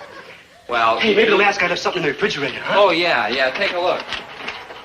Find anything? Guys? That was nice. Ooh. Hey, 10 ways to control fungus in the California redwood. Ooh. Hey, Dope. Somebody left a souvenir of the Garvey Hotel. Commercial rates. Sylmar, Utah. Hey, Dobe. Yeah? I kind of feel like sick. Now, Maynard, snap out of it. We're here to have fun, to live it up. Can't take time out to be sick. Yeah. Yeah.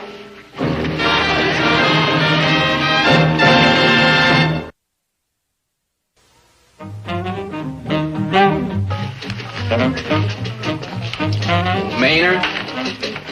Maynard? Maynard! What time is it? I think Thursday. No, I mean the hour. Oh, it's probably like around 11. That top layer dish in the sink looks like dinner.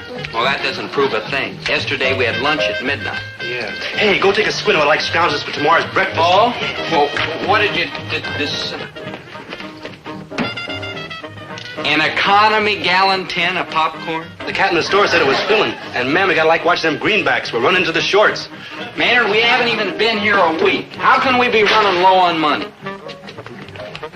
Maynard, do you have to do that? Do what, good buddy? All that squirming and snapping and wiggling. Man, I gotta do it. I mean, how is the music gonna know that I care? Well, will you stop? Stop once in a while. You mean kick it? To be perfectly frank with you, Maynard, it's getting on my nerves. You never said nothing before. Well, it was different before. I mean, when I got sick of you before, I could go home and get rid of you for a while. Yeah, I know what you mean. That was before, but now when I go home to get rid of you, what happens? You're home, too. Kind of spooky, huh? Yeah, I get the same feeling. You do? Yeah, I get pretty sick of you two sometimes. In fact, pretty often. Nothing personally, understand. I understand. It's like what I notice how all the time you're waving your hands around in the air when you talk. Maynard, that's ridiculous. Yeah, man, it's driving me wig. Well, maybe so, but how about the way you snore? Well, you grunt. You keep rubbing the back of your neck. You're always talking poetry and big words you don't even understand. You're always using words that nobody understands. Well, you always... You know something, Dobe? What? You like hate each other. I know. Nothing personal? No, nothing personal. Maynard, what do you feel like doing the rest of the night? I don't know. What do you feel like doing? I don't know. We could hike over to the malt shop. We can't do that, man. It's like too late. Well, who's to stop us? Yeah, that's right. Sure. Come on, let's go. I'll have a ball.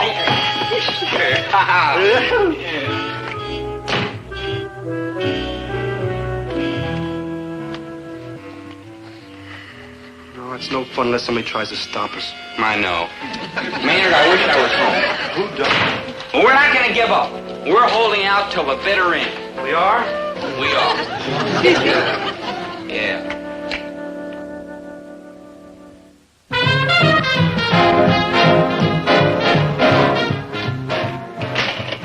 Dobie, get out of the refrigerator. It's me, dear. Dobie's the one with the crew cut. You miss him, don't you? Miss who? Dobie? Dobie who? Oh, sweetheart. Many's the time I watched you walk the floor with him when he was a baby and had the colic. You can't fool me. You miss him terribly. What, miss him? I'm just fed up with him, that's all. But why, dear? You gave him permission to move out. Yeah, look how he's abusing that permission. He doesn't call, he doesn't write. We don't know whether he's dead or alive. Why, his own mother could be on her deathbed, dying, calling for him. Well, ain't it the truth? Everything that you say is true, dear, except you're forgetting one little item. What's that? He's only been gone 3 days. Well, it's the principle of the thing. After all, we brought him into the world. He owes us something. Herbert. Well, he could at least call. Herbert? A little simple courtesy is all I ask. Herbert. What? Admit it. You miss him. I miss him. Well, if it's any comfort to you, darling, I can assure you that he's all right. Oh, did you see him? No, but I went over there yesterday and I talked to his landlady. Well, what'd she say? What'd she say? Well, they're fine. They're a little ill-housed, ill-clothed, and ill-fed, but they're fine. Well, that's a relief. The landlady wasn't there when I was over there. Why, you see. The only way I could check on them was by inspecting their rubbish. Herbert, you didn't. Oh, you can learn a lot about people from inspecting their rubbish. Did you know that it is possible for 2 male human beings to live on ice cream, lemon meringue pie, chocolate syrup, and popcorn? There wasn't a single soap wrapper in the entire trash can.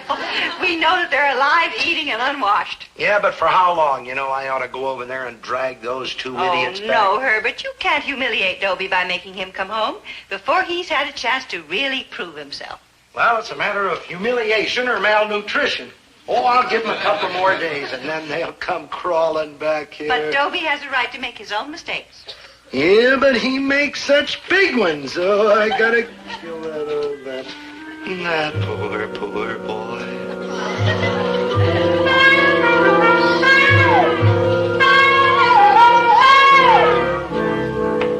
Dobie? Maynard?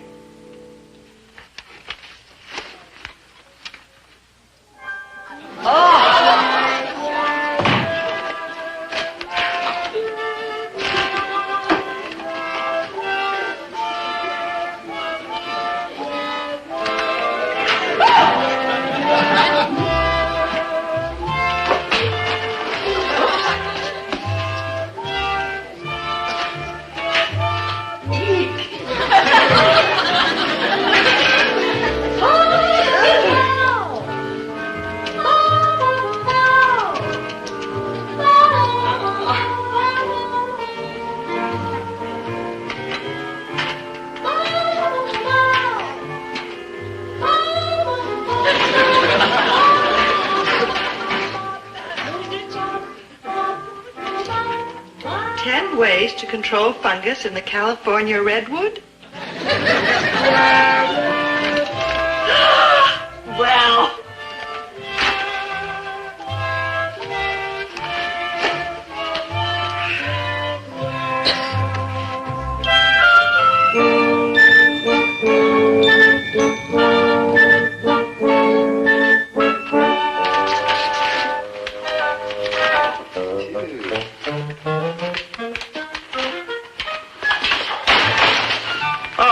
Where you been? Out?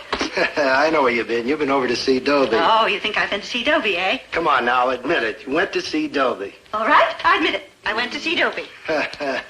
No, you didn't. You've been downtown spending a lot of money. That's where you've been. Oh, I have? You sure have. Well, I fight you, Herbert. You are too shrewd. You're darn right. You got to get up mighty early in the morning to put anything over on Herbert T. Gillis. Oh, come on now, Winnie. Where have you really been? Hey, Dope, why didn't we grab these vittles at your father's store instead of tracking halfway across town? Are you kidding? I'd die if he ever found out we're living on beans and day-old bread. Besides, his prices are too high. Well, I'm like ready to throw in the towel and fly back to the home pad. What do you say? No, we've got to hold out. Home-cooked meals. Somebody to nag us. Home-cooked meals. Clean sheets. Home-cooked meals. Any meals. No. No, stop the siren song. If we admit defeat now, I'll never be able to look my father in the eye again. Like, why would you want to? Maynard, it's a matter of pride. A man has to... Hey, Dobie! I've been looking all over for you. Oh, hi, Dad. Like, hi. What are you doing here? Well, I just happened to be in the neighborhood making a few deliveries and thought I'd drop in for a friendly little visit. Oh, well, thanks, Dad. It's been nice seeing you. Yeah, frantic. Well, aren't you going to invite me in? In? You? In? What's the matter, you afraid? Afraid? Oh, whatever for. You know whatever for, because if I go in there and find what I know I am going to find, your little trip up the river of broken dreams is over, and you are coming home. Dope, your father's all heart. There's nothing unusual in there, Dad. Nothing unusual, huh? No. I have never been in that apartment, but I can make a pretty good guess on what I will find. Dishes piled up to there, dirty clothes and shirts tossed all over the floor, dirty socks in every corner, empty cartons and tin cans piled halfway to the ceiling. Well? So what's unusual about that? Stop stalling. I'm going in.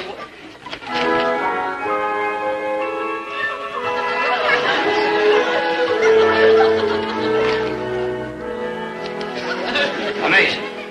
It's amazing. Yeah. Like what? Shirts, clothes, clean, neat, hanging up. Naturally. What do you think, we're like sloppy or something? We throw all the dirty stuff in the laundry bag. Yeah, but who cleans them? It's like home. You throw it in dirty, it comes out clean. Yeah. It's full of food. It is? Oh, it is. Yeah. Sure, it's an icebox without food. Yeah. Son? Now, Dad, look. I owe you an apology. What? You said you'd make good on your own, and you did. Oh, Dad, it was nothing. You've proven your point. You're a man. You come home now, and we'll treat you like one. Well... Son, your mother misses you. I don't know. We're getting kind of used to it here. You can have all the freedom you want. I don't know, Dad. Here I'm my own boss. You can be your own boss at home. Honest, I give you my word. Well, Look, you're an adult now. Come on home and we'll treat you like an adult, I promise you. Well, okay, I guess so. Yeah, I'm getting like all misty again.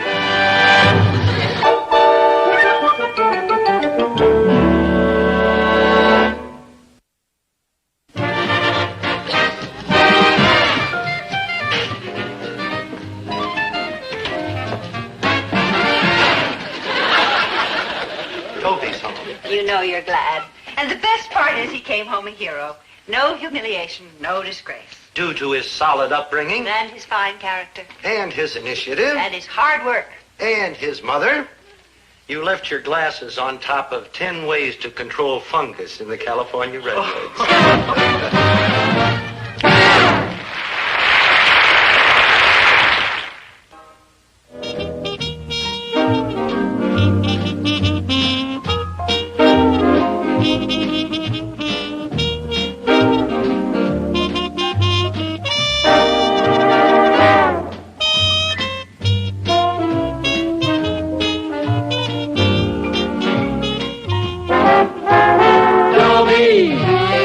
Once a gal was dreamy, Dobie. Once a gal was creamy, Dobie. Once a gal to call his own. Is she blonde? Is she tall? Is she dark? Is she small? Is she any kind of dream one at all? No matter, he's hers and hers alone. 'Cause Dobie has to have a girl to call his own. Once a gal was dreamy, Dobie. Once a gal was creamy, Dobie. Once a gal to call his own. Is she blonde? Is she tall? Is she dark? Is she small? Is she any kind of dreamboat at all? No matter, he's hers and hers alone. Dobie.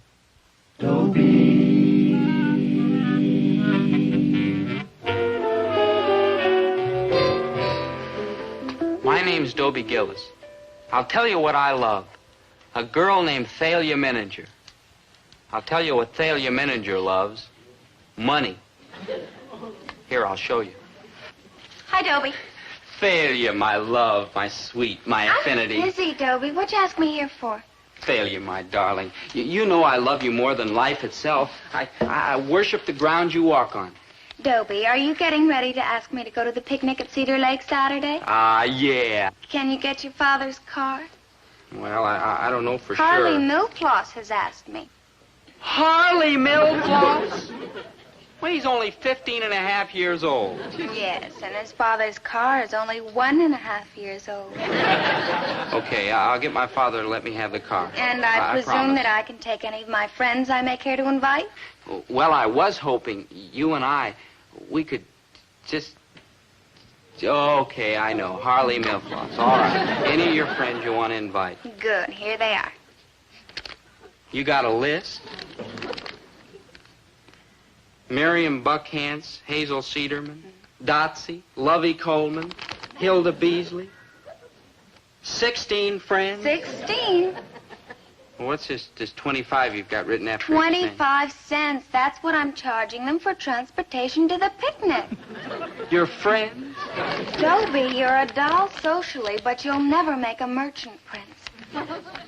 $4.10. Bye. That's my Thalia. So fair, so sweet, so greedy. Of course, when I ask my father for the car, he'll give it to me. Oh, will he give it to me? No. On Saturday, you'll be right here in the store because your mother's dragging me away to a family reunion. And if I'm going to be miserable, you're going to be miserable. But that still doesn't make us even because I'll be doubly miserable. Me there and knowing that you're here. Leaving you in charge of this store may prove to be one of the major errors in the history of retailing. But here you'll stay. Saturday. All day. That's what my life is like. Disaster piled on calamity. Misfortune heaped on catastrophe. How am I going to tell Thalia I can't take her to the picnic? I've asked her to meet me here this afternoon, and I don't look forward to it. Now what? Failure, my love, my understanding heart. You can't go to the picnic. Well, there goes $4.10. Failure, my love. Somehow I hoped you'd understand. Listen, even if you can't go, you could let me have your father's car. Failure, you can't even drive. Hey, I'll give you half my take, $2.05. You know I can't. Look, don't make me refuse you anything more. I'm crushed already. Folks are going out of town, and I have to take care of the store. The store! Bitter ashes! After the day I had planned for us. Oh, I know. You and me beneath the bough, and a lot of sandwiches, and a jug of cream soda, and wow. Yeah. You can't go because you have to take care of the store. All by yourself? Oh, well, I think that's wonderful of you, Dobie, doing that for your parents. Really? Just wonderful. Somehow I knew you'd understand. And I don't mind giving up the picnic at all. I knew it, Thalia Manager. There's not a selfish bone in your body. Imperial Wholesale Grocery? I want to place an order for Gillis's Grocery. Now, how much bread am I going to need for 400 sandwiches? Okay, that, and enough sliced cheese and baked ham, and whatever is the right amount of mustard and mayonnaise.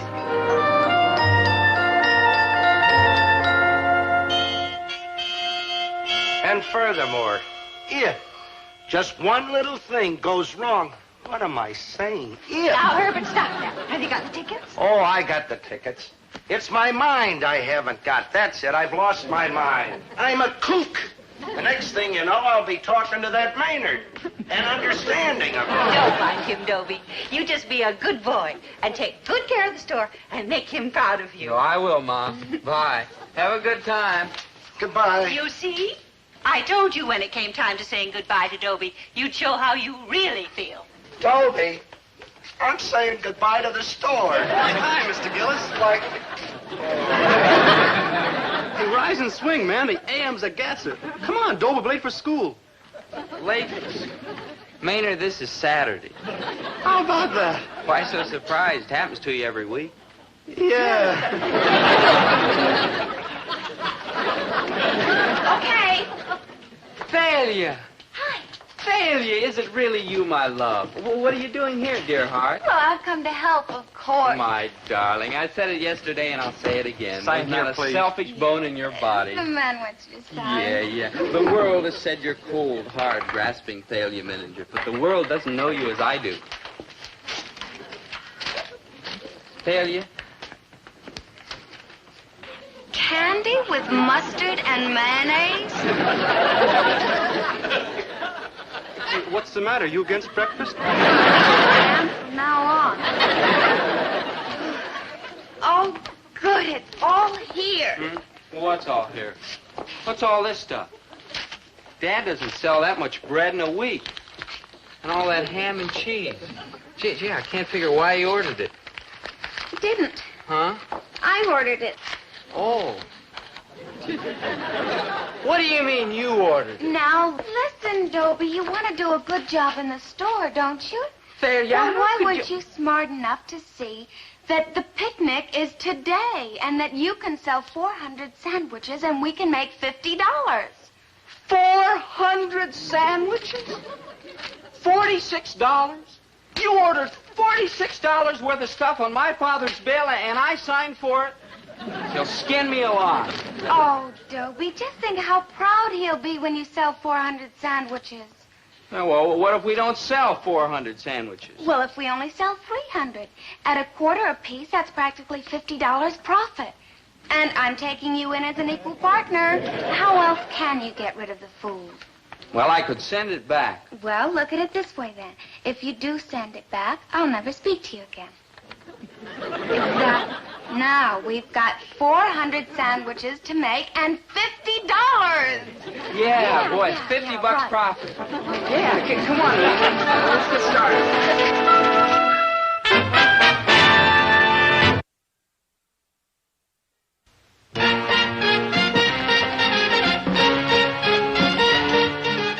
One more batch and we'll have 400.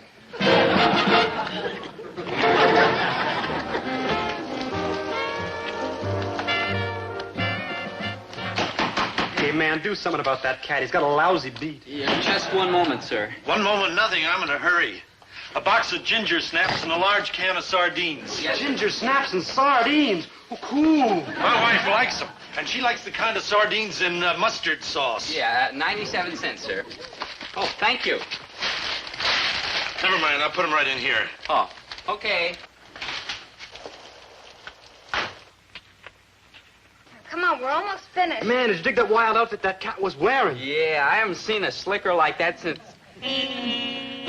Slicker. Slicker?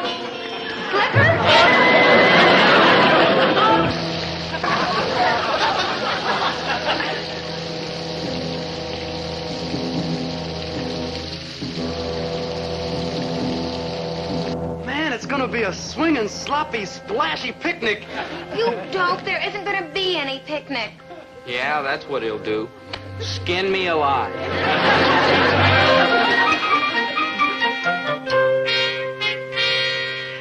Oh, now, isn't this wonderful? You can get yourself a nice 2-day rest. Rest? I could get more rest in a malted milk mixer. And those relatives of yours, it's like being trapped in a violent ward. But they'll hear you. Family reunion. Just what I need. Just like I need a wart on the end of my nose. Hey, sis! Put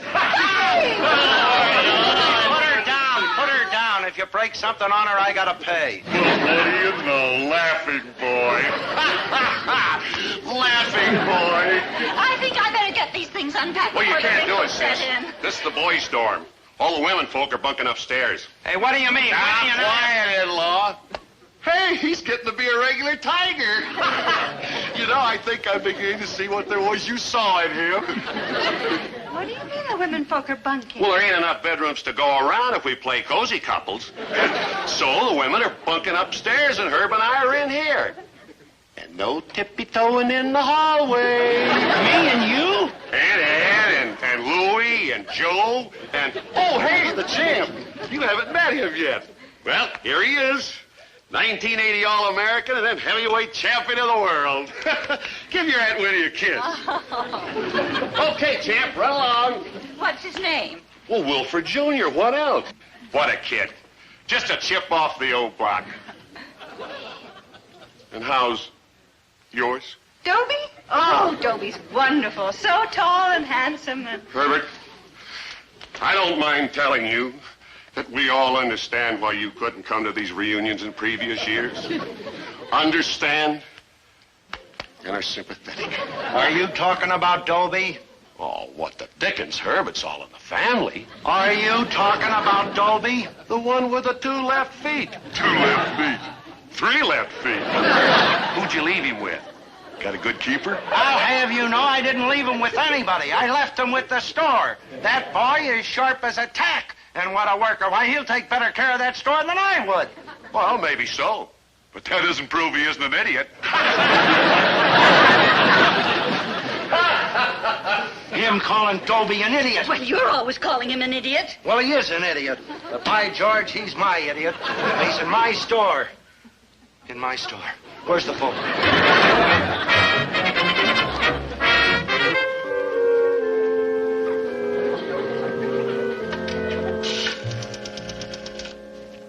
Long distance? Give me Springfield, 4682. Checking on the idiot, huh? Checking? Listen, I got a wonderful son there, and I love him. I just can't let a day go by without hearing his voice. Hello? Oh, hello, Dobie. My son? Dad? Yes, Dobie, it's your dad. I just called to see how you are. Oh, I'm fine, Dad. Yes? My son, how's everything going? Well, all right. Sorta. Sort of. Yeah, going sort of good, huh? Well, not exactly, Dad. You see, we made 400 sandwiches. Ham and cheese sandwiches. $46 worth that we got from the wholesalers. On your bill. Yes, Dobie, my son. I'm fine. Business is very good, huh? Oh, no, Dad. It's pouring rain here, and hardly anybody's been in. And the picnic's called off because of the rain. You follow me, Dad? Yes. Yes, I am. Uh-huh. Well, that's why we're stuck with 400 sandwiches. Stuck with... That's right, son. Stick to it. Yes, sir. It's nice to hear you're taking care of the store so wonderfully. Just what I expected. Goodbye, my son. Well, guess you've got to get unpacked yet, huh? You know, it's very comfortable here. Think I'll just sit here and take it easy for a while. Oh, no, you don't. They're all down in the meadow getting ready to start the games. Game? Certainly. Softball, three-legged race, potato sack race. Hey, who's she talking to on the phone? Mr. Pomfret. He was in charge of the picnic. He's an English teacher at school. I'm in his class. Maynard, you're in the same class.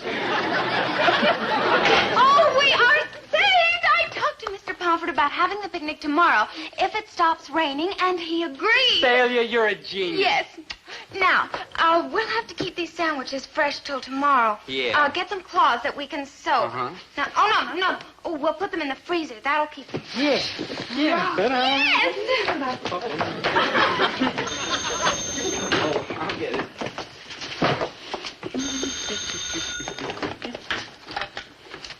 Gillis Grocery. Dobie? Checking up again, huh? Just love the sound of the boy's voice. Yeah, well, come on, you bet. Hi, Dobie. I'm glad to hear that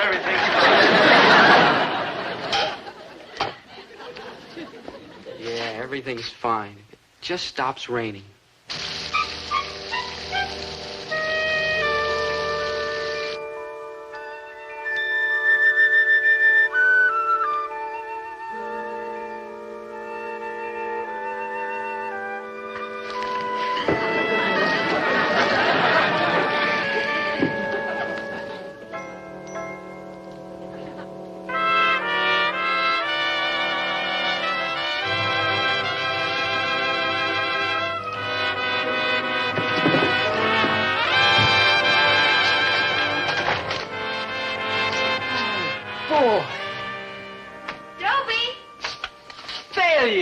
Isn't it wonderful? My skin is saved. Yes, and my bank account is saved, too. Maynard?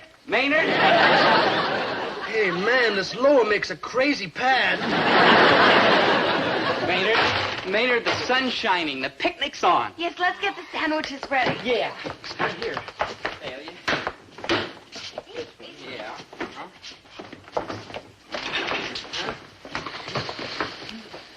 Dobie? Huh? Dobie! Well, I wanted to be sure they'd stay good and fresh. I turned the freezer on full. Man, that sandwich is a gas.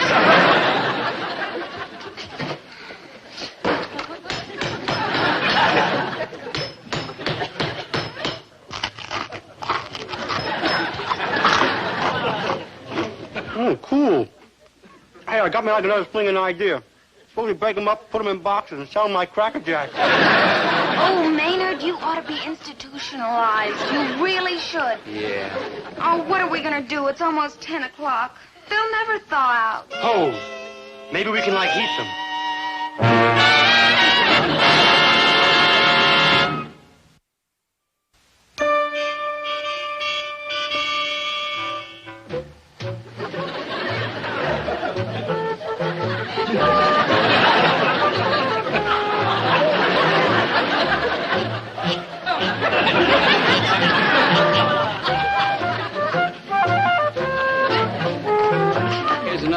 From off the stove, but we can...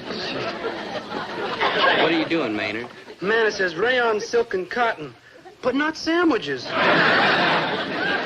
Go watch that carton you put in the oven. Well, we can give them their choice. Frozen, toasted, or burned. Yeah, I figure I better not leave the next batch in the oven quite so long.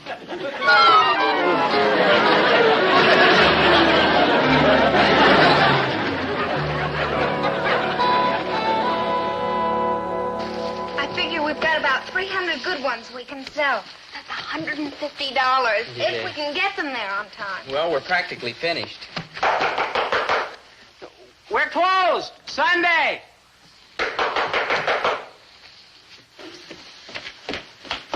We're closed on Sundays. I asked you for ginger snaps and sardines with mustard. You gave me chocolate chip cookies and sardines without mustard. Oh, yeah. So sorry about that, sir. Yeah. Here you are, sir. All paid for.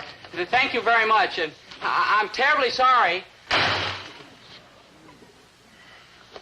Gee, I hope he doesn't tell Dad. He was really teed off. Well, what can you expect from a character who wears a slicker on a day like this?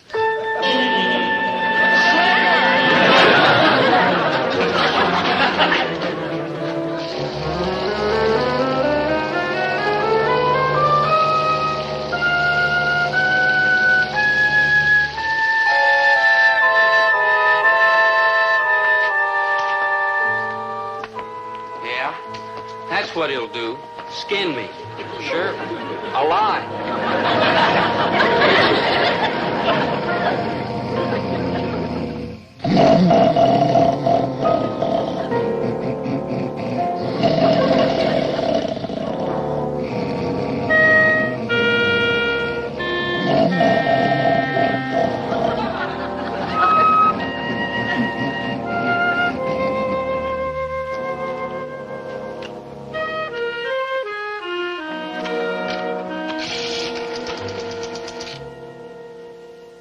Long distance. I want Springfield. 4682.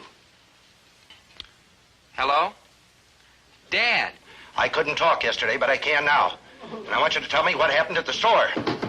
Well, Dad, the only thing we did make 400 sandwiches.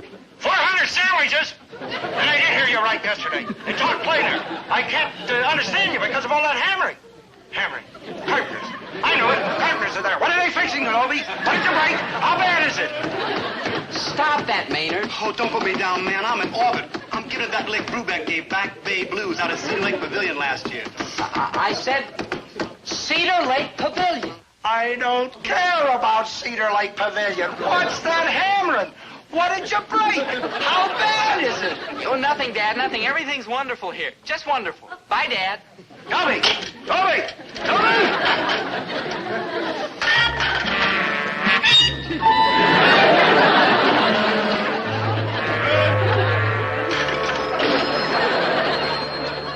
I gotta kill that boy. I just gotta. Hey, Dobie, what? Maybe I can talk him into letting us have the picnic indoors in Cedar Lake Pavilion. The pavilion is closed Sunday. Cedar Lake Pavilion, we're closed today. I know, but listen, you got to listen to me. I represent 200 unfortunate, underprivileged high school students, and we were going to have a picnic out there today in the picnic grounds. It's raining, and we were wondering if we could have the picnic inside your pavilion. Did you say 200 students? Yes, sir. I know you're closed, but, sir, couldn't you find it in your heart to open up the pavilion? Sure, I'll be glad to open up for 200 people. Oh, thank you, sir. You're a real human being. Well, what'd he say? What'd he say? I talked him into it. Oh, my merchant My prince. skin is saved. Joe, call Mr. Pomfret. Tell him we can have the picnic inside the pavilion. Come on, Maynard. Let's start loading this stuff in the car.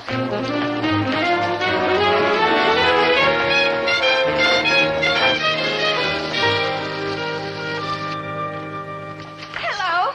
Hello, I'm Mr. Stalker. Are you the first of our rained-out picnickers? Yes, sirree, and the rest are on their way. I can't tell you how thankful I am. You have distinctly saved the lives of a couple hundred kids, and the lives of two in particular. Here, I mean, I'll put it's this just somewhere, so please. wonderful the way you've done this on Sunday and everything, and it's rainy. And hold so us, Dad. powerful. Well, what's all this? Oh, these are the sandwiches we're going to sell. Sandwiches? Did you say sandwiches that you're going to sell? Well, wait a minute. Right back. Hey, don't swing me the goodies, Daddy-o. Stop! Why do you think I said I would open up? So that you can sell sandwiches? No, I sell food here. That's the only way I have of making a living. But, sir... No but, sir. Now get these sandwiches off of my property, or your 200 students can have their picnic out there in the rain. Yes, sir. That's what Dad's going to do to me. Alive.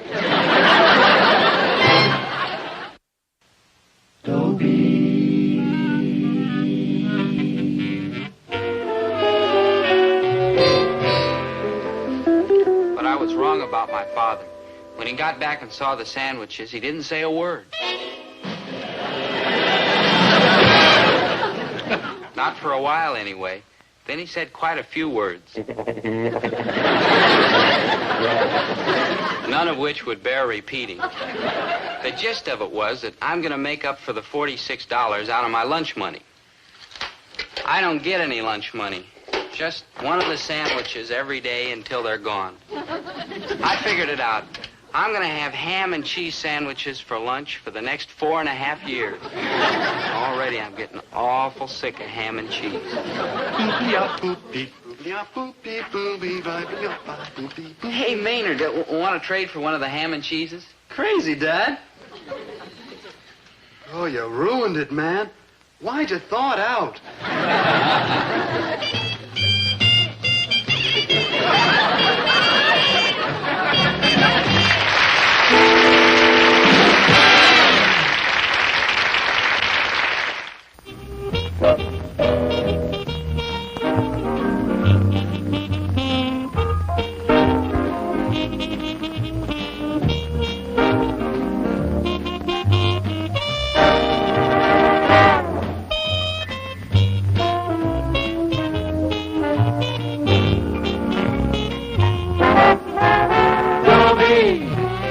Once a gal was dreamy, Dobie. Once a gal was creamy, Dobie. Once a gal the call is on. Is she blonde? Is she tall? Is she dark? Is she small? Is she any kind of dream at all? No matter, he's hers and hers alone. 'Cause Dobie has to have a girl to call his own.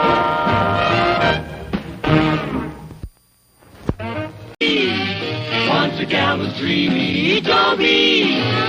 Once a gal was creamy, Dobie. Once a gal to call his own. Is she blonde? Is she tall? Is she dark? Is she small? Is she any kind of dreamboat at all? No matter, he's hers and hers alone. Dobie. I once had a very unusual experience with money. I had some. But mostly it's been my sad fate to look on the fine art of spending as strictly a spectator sport. Oh, well, they say that money can't buy happiness. I mean, look at Chatsworth Osborne, Jr. He's a fella I go to school with, and he's rich. He's also miserable. In fact, he's the most miserable rich kid you ever saw. Imagine, he lives in a big house on a hill with 26 rooms and 6 baths. 28 rooms and 8 baths. And a brace of dollar-shaped swimming pools. But you're right in one respect. I am miserable. Oh, I don't see why you're all shook up, Chatsworth. Yeah, man, you're so rich you can afford to be, like, miserable. Yeah. Chaps, you don't understand. What I crave is acceptance, recognition. I want to be one of the... Promise you won't tell moms I used the word. Ma. Ma. For all your crudity and lack of polish, you and this tattered ragamuffin Maynard are accepted members of the group, while I, wealthy, cultured, and desirable, am an outsider, alone and unwanted. Why? The answer is, like, very simple. Yes, what? I didn't say I knew it. I just said it was, like, very simple. Right. Now look, Chatsworth, I don't want to hurt your feelings, but the reason you're unpopular is because you're always looking down your nose at everybody. Of course. How else can you look at them? See, that's the trouble, Chatsworth. You're not one of us. You don't hack around and rub elbows with the other fellas. How unsanitary. However, I'll chance it. By gad, I shall palaver with the hoi polloi no matter what the cost of my feelings. Hold it, Daddy-o. Who said we want to hoi polloi with you? Yeah, that's right, Chatsworth. We've got feelings too, you know. Oh, I suppose so. But how sensitive can you be, coming from sturdy peasant stock as you do? However, I do so want to join your boyish revels and frolics, and you must let me. No, you're not our type, Chatsworth. You're like odd. But you must. I'm so good at games. I'll buy polo outfits for everyone. Now, look, Chatsworth, that's not going to solve your problem. You can't buy friendship. The best things in life are free. To win a friend, be one. Starve a cold, feed a fever. Just hold up my end of the conversation. Oh, my son rats.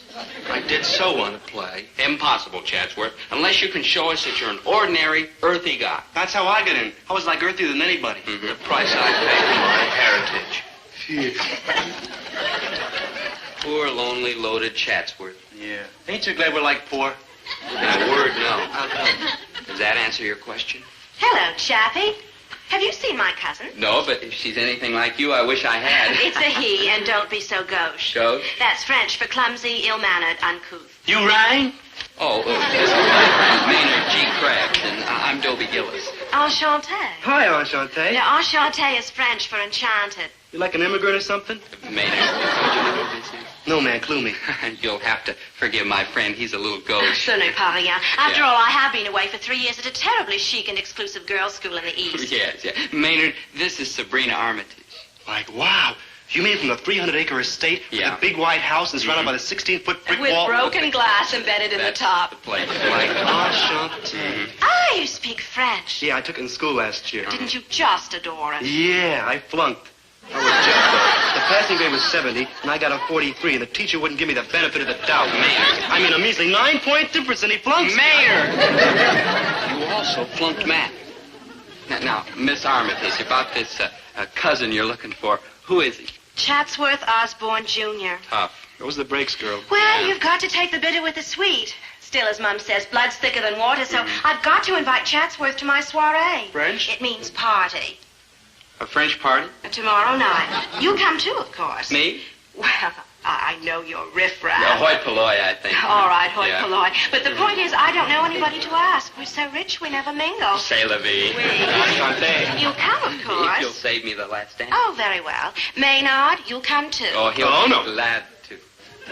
What? Dobie, no, I can't dance. Besides, music's for listening, not dancing. Nonsense. Anybody can dance. Not me. I do lots of things bad, but dancing's the thing I do bad best. You'll be there. Dance, they'll be like girls. Well, that seems to be the custom. You gotta save me, good buddy. I mean, when I meet a chick face to face, I get cold feet clear up to my skull. Maynard, you'll have to get used to girls sooner or later. How's about later, when I'm like too old to care? Maynard, girls aren't gonna hurt you. Oh, no?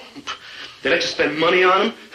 They grab all the seats in the bus, and they giggle about you in the girls' locker room. Oh, no. I'm steering clear of foreign entanglements. Sabrina, chick, I've been burrowing through all the record stores, and there's Square, girl. Just Square. Strictly Nowheresville. Nowheresville? Like way out in Stick City, man. Way out. Ooh, I hear my people calling. You an in, Daddy-O? The innest girl. Who you dig on the horn? Dizzy Gillespie. Who else? Like cool. Like who? On the 88s? Thelonious Monk, Natch. Like cool. Like who? Like high. Like high. Like that's the strangest mating call I ever heard. She's my roommate at the chic and exclusive girls' school we attend in the East. Oh. Venice is known, rather quaintly, as the campus bohemian. I have a problem. Quel dommage. What kind of a quel dommage? How droll you are. Oh, yeah. You should see me with a lampshade on my head. It's a terrible dommage that Venice won't have an escort at the party. Oh, that. I mean, now that Maynard won't be there. Whoa. Which Maynard won't be there? This Maynard will be there. Maynard me at the party. Hey, Picasso, you said you couldn't dance. What's the dance? You like Ziegler? You like Ziegler? You like Mamba? You like Mamba? You like Mamba? You like Mamba? You like Tiger? You like Golden? Maynard! Fred Astaire, you're not. Oh, I'd like to. Oh, goodness, we must partay. Fidelio is waiting. Now, be at my house by 9. Come, Venice. Wild horses couldn't keep me away, Dream Princess. Dig you on the second chorus. Yeah, hot jam says you couldn't shake me loose, cool chick. It will be a rather formal party, so naturally we're dressing. Naturally, there's like laws in this town. Adios, mes chers. Hoi polloi! Naturally, we're dressing. What does she think we are? Ghosts? No, she just meant we're supposed to wear our best clothes. You know, jackets, ties, shoe shine, the works. Do we have to? We have to. Man, I told you getting mixed up with chicks was like dangerous. Maynard, is there a law that makes it illegal for you to put on a coat and tie? You know it, man. It's the law of protest. I'm protesting. Cats all over the world are protesting. My whole social group is like protesting. And that's why you dress like that? Like right. I'm an angry young man. Maynard, I've asked you 100 times. What is it that you angry young men are angry about? You don't know yet, huh? And that's what you're angry about. Yeah.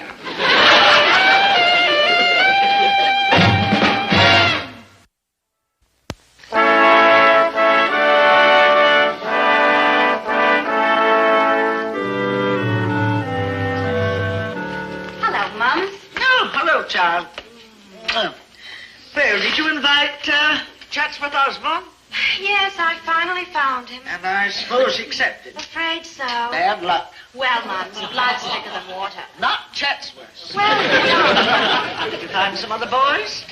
in a manner of speaking, yes.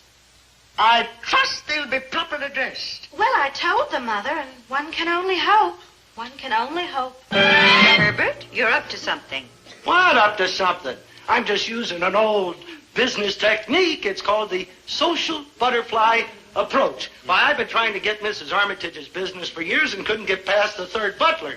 But if Mrs. Armitage should take a liking to my son, and my son should remember all of the wonderful things his dear old daddy has done for him and put in a good word with Mrs. Armitage, why, we too might be taking trips all over the world, even farther. Well, I'll be glad to do what I can, Dad, but I must not endanger my social position. Oh, perish the thought. Do not endanger your social position. Just be your own sweet, charming, lovable self. And be sure Mrs. Armitage notices how sweet, charming and lovable you are. I'll try. Oh, no man can ask for more. Herbert, I don't completely admire your motives, but I'm glad to see that at least you don't disapprove of Dobie's social activities. Disapprove?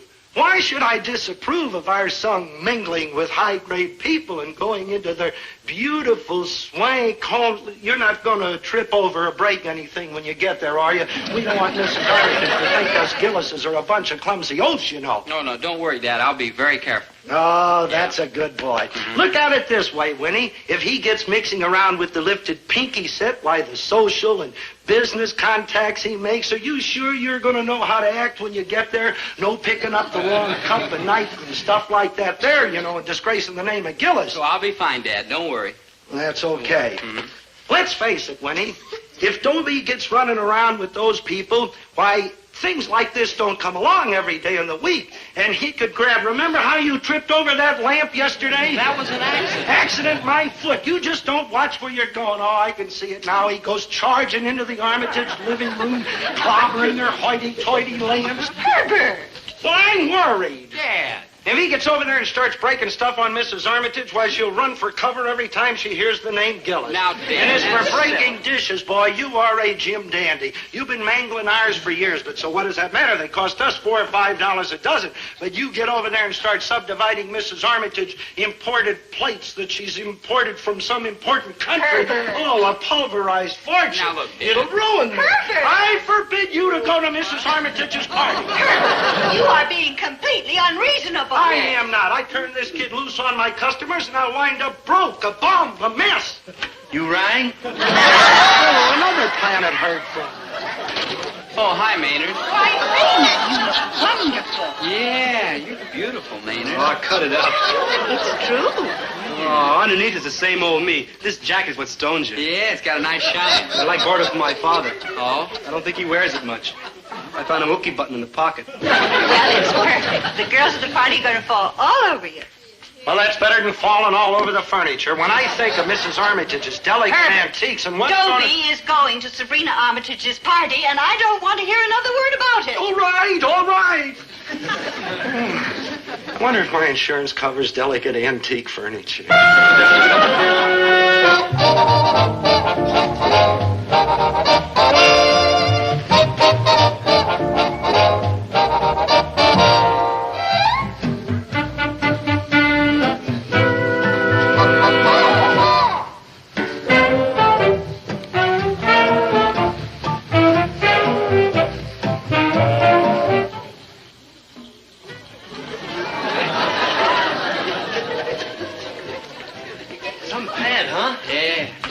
I hear they've got an outdoor swimming pool and an indoor swimming pool. Man. And an outdoor dance floor and an indoor dance floor. Like, wow. And a complete 9-hole golf course. Indoor? Outdoor, Maynard. Yes?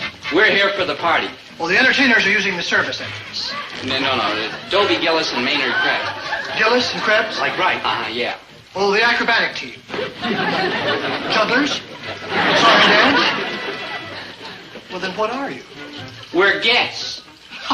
Comedians! Look, we're not kidding. Miss Sabrina Armitage invited us. We're guests. In those costumes? Oh, come now. This jacket was good enough for Wilkie. Yeah, it was good. Maynard. Sir, will you please tell Miss Armitage we're here? Young gentlemen. And I use the term solely out of respect for the uniform I wear. I can't admit you unless you're properly attired. Ooh, if I knew what those words meant, I'd probably be mad. I think he's trying to tell us we're wearing the wrong clothes. Congratulations, sir. You've just broken the sound barrier. Yeah, but the chick said we're dressing. Of course, black tie. Black tie? Black tie. Here they are, madam. Thank you, Tremblay. Well, girls, we're having a good time. Par excellence, mother. Everything's like too square. But you did give in to convention, didn't you, dear? Not completely. Why do they keep her in that exclusive girls' school you attend? They have to. Her father donated the library, the yacht basin, and the coffee house. Oh, nasty trick. Clever, but nasty. Hi, sir. Remember us? Unhappily, yes. Well, here we are. Like ready to roll. Well, roll! But we did what you said. Black tie. Yeah, we ran home and got him like you said. And to think I once had a chance to go into aluminum siding. We goofed again. You goofed again. But I gotta get in there to see Sabrina. I've got to. Likewise, I got to, too. Ooh, that Venice chick. Yeah. My sympathy for the underdog is rising to plague me once more. In your circles, my young dolts, black tie means, oh, it's such a bourgeois expression, tuxedo.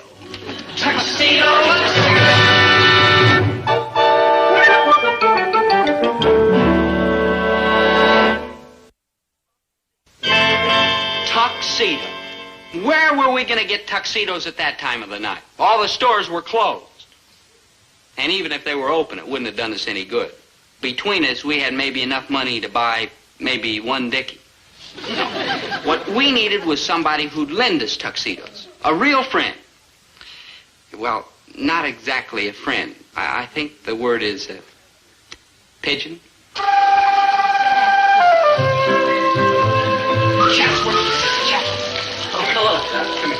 Hey, what are you guys up for? We gotta talk to you. Hey, Chaps, what are you made up for? Chatsworth, you're looking down your nose at people again. Yeah, so I am, but what difference does it make? You've already refused to take me into your little coterie, and I did so want to belong. Chatsworth, maybe there's still a chance for you to prove you're a down-to-earth fellow. Oh? Well, pray tell me how? That tuxedo. Yeah, I need it. It'll prove you like earthy. Look, Chatsworth, you've been to 100 of these formal parties. Missing one more won't bother you. But to me, it's a matter of life or death. Maybe both. Oh, I'd love to do it, Dobie. Really, I would. But I must make some sort of appearance at the festivities. And after all, blood is thicker than water. Wait. We'll take turns wearing it. It's too utterly impossible, Gillis, baby. Why is it impossible? We'll trade off at, say, a half-hour intervals. Maybe you guys aren't batting with a sticky wicket? No, whatever that means. I'm aboard in hoi polloi with us cats. Fun, yaks, frolics. We'll teach you the secret grip and everything. Yeah. I'd so love to join your games and sports. I'll do it. Come on, Chatsworth. Now, look, every 30 minutes we'll meet right here and exchange clothes. Just the two of us. Right? Wrong. Wrong? Right. It's like the three of us. Now, wait a minute, Maynard. You No, can't I gotta get in take that me party, apart. too. Ooh, that Venice West. Maynard, I'll treat you to a week of marshmallow sundaes. Nope, it's gonna be like the three of us. Maynard, I'll do your homework for the next... Okay, like the three of us.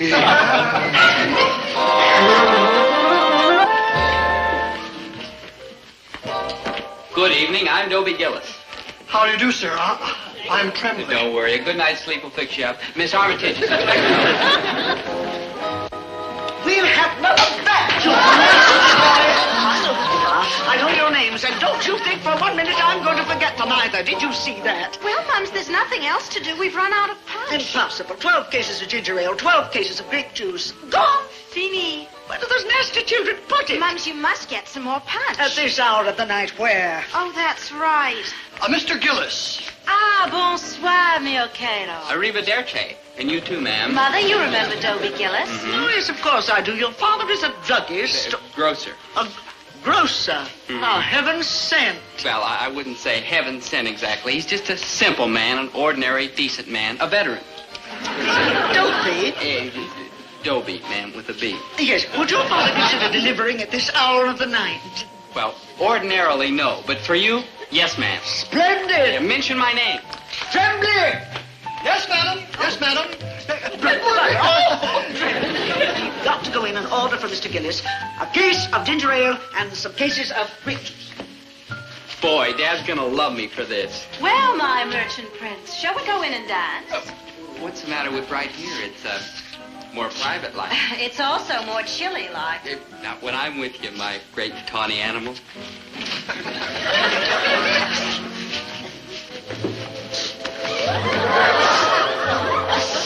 Isn't Dobie's time up yet? 5 minutes ago. I think it's downright unsporting. Give him another.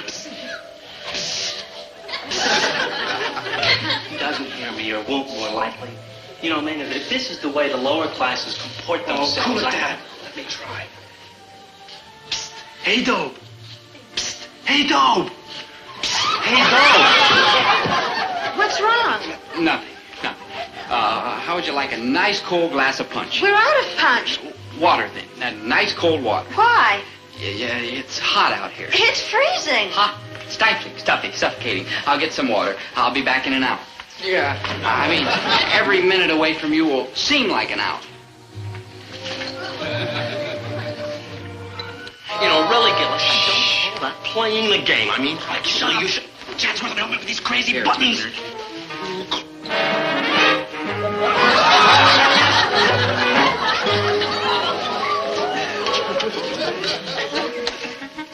Enchanté, monsieur. I am Maynard G. Krebs. Good evening, sir. I'm Tremblay. Don't worry. A good night's sleep will fix you up.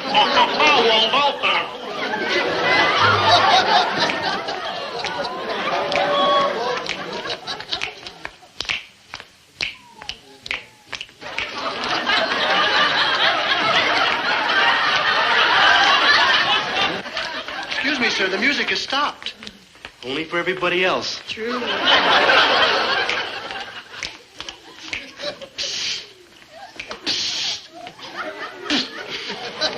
Simply not fair. That's what it's not. I mean, one should surely get a chance to wear one's own dinner jacket.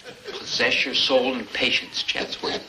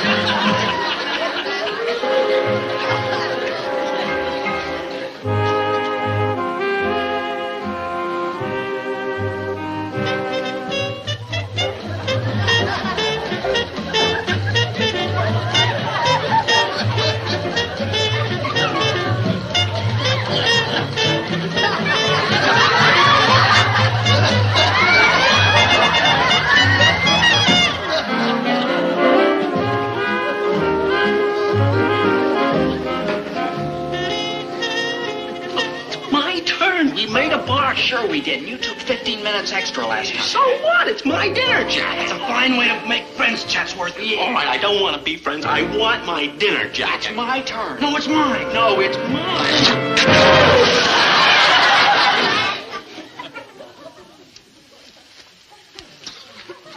Dobe?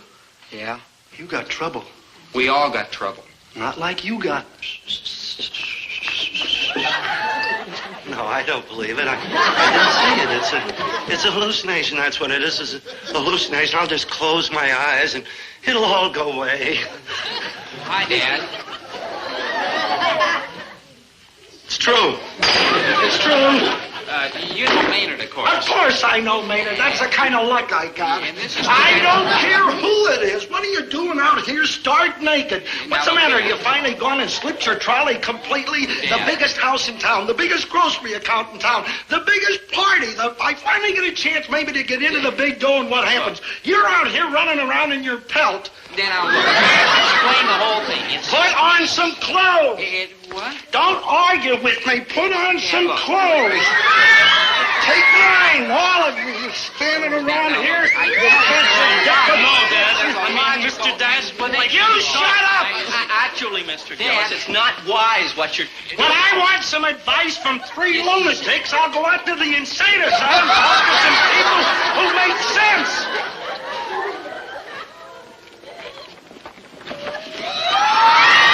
Nasty! Oh, so nasty!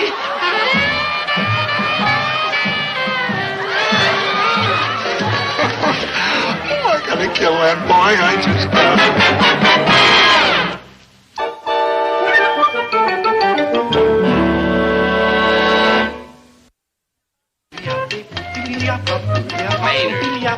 Maynard, please.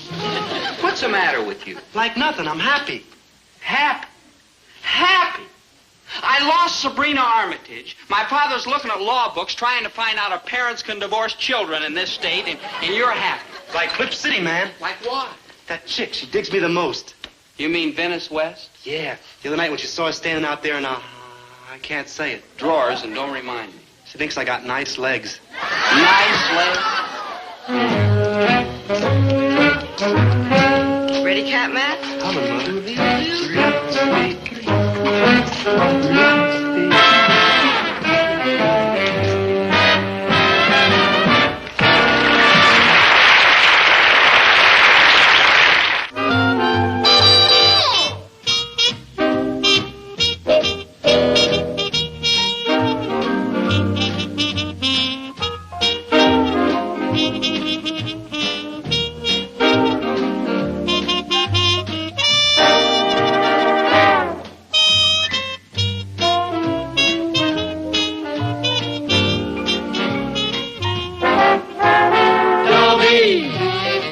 Once a gal was dreamy, Dobie.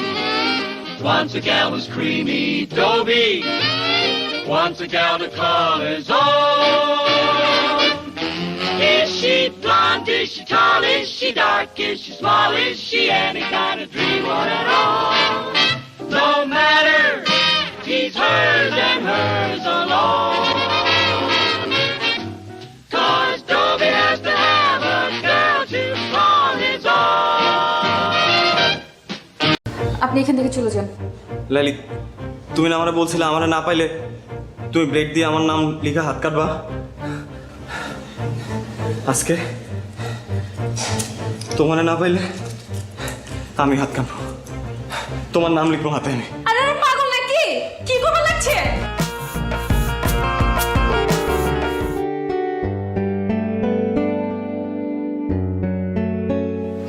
Laili, তোমার সাথে একটু কথা ছিল। আপনার সাথে কোনো কথা বলবেন না। Hi Laili. Laili please 1 minute. আপনি বুঝতেছেন না কেন ভাইয়া? বলছি না ও কথা বলবে না। 2 দিন পর ওর বিয়ে, ওর মতো থাকতে দেন। লাইলি, আমার ভুল হয়েছে, আমি আমার ভুল বুঝতে পারছি। দেখো গত কয়েকদিন ধরে আমি কিচ্ছু করতে পারছি না, না পারতেছি ঘুমাইতে, না পারতেছি কিছু করতে। আমি তোমার সাথে অনেকবার দেখা করতে চাইছি, আমি পারি নাই, আমাকে দেখা করতে দেয়া হয় নাই। আমি তোমাকে ভালোবাসি লাইলি। আপনি হাঁচে আমার ভালোবাসেন? নিজের থেকেও বেশি। তাহলে আমি যা কমু তা শুনবেন? অবশ্যই। কি করতে হবে বলো? আপনি আমার পিছন পিছন ঘোরা বন্ধ করে দিবেন। লাইলি, কি বলতেছে এসব? আপনি তো আমারে কইছেন আমি আমার ইজ্জত খোয়াইছি, লগে আমার পরিবারের ইজ্জতও খোয়াইছি। আমার আব্বাই ছেলে পক্ষের কথা দিয়ে দিচ্ছে। আব্বারে তো আর ছোট করুন না, নিজেরও যথেষ্ট ছোট করছি। আব্বার ইজ্জতে কোনো দাগ দেব না।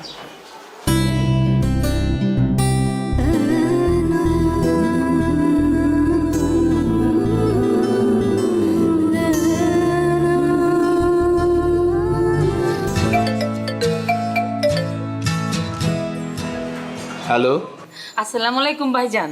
ওয়ালাইকুম আসসালাম। আমি নীলের আম্মা কইতাছি। আপা, আমি জানি আপনি কি কইবেন। আমার কিছু করার নাই, আমি লাইলিরে জিগাইয়া সবকিছু ঠিক করছি। ভাইজান কইতেছিলাম কি আপনি লাইলির বাবা, দিন শেষে আপনার মেয়ে শুক্রে আপনার কাছে বড়। কিন্তু ভাইজান লাইলি আমার পোলাটারে ভালোবাসে, আমার পোলাটাও লাইলিরে ভালোবাসে। কিন্তু আপনি যদি লাইলির অন্যখানে বিয়া শাদী দিয়ে দেন তাইলে তো ওরা কেউই সুখী হইব না।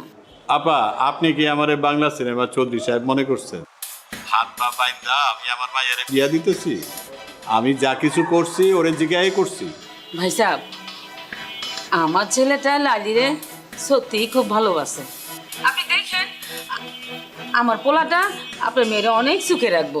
আপনি যদি লাস্টে একবার যদি ভাইবা দেখতেন। আপা আমি অনেক ব্যস্ত, এখন রাখি।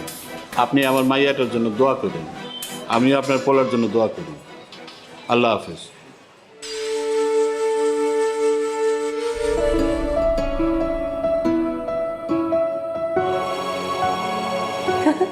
দেখ লাইলির আজ কি সুন্দর লাগতেছে। হ্যাঁ বহুত সুন্দর লাগতেছে। সাইটাগুলো মানাইছে। হ্যাঁ। আরে আপনি এখানে চলে কিভাবে? বাইগান বাইগান কইতাছি। লাইলি তোমার সাথে একটু কথা ছিল। আপনার সাথে আমার কোনো কথা নাই কা, আপনি এখান থেকে চলে যান। লাইলি তুমি না আমারে বলছিলে আমারে না পাইলে তুমি ব্লেড দিয়ে আমার নাম লিখা হাত কাটবা। আজকে তোমারে না পাইলে আমি হাত কাটবো, তোমার নাম লিখবো হাতে। আমি আরে পাগল নাকি? কি করবে লাগছে? হেনি কি আছে? মামা, আয় মামা, মামা, মামা। এসব করার কাম নাই, আপনি এখান থেকে যান গা।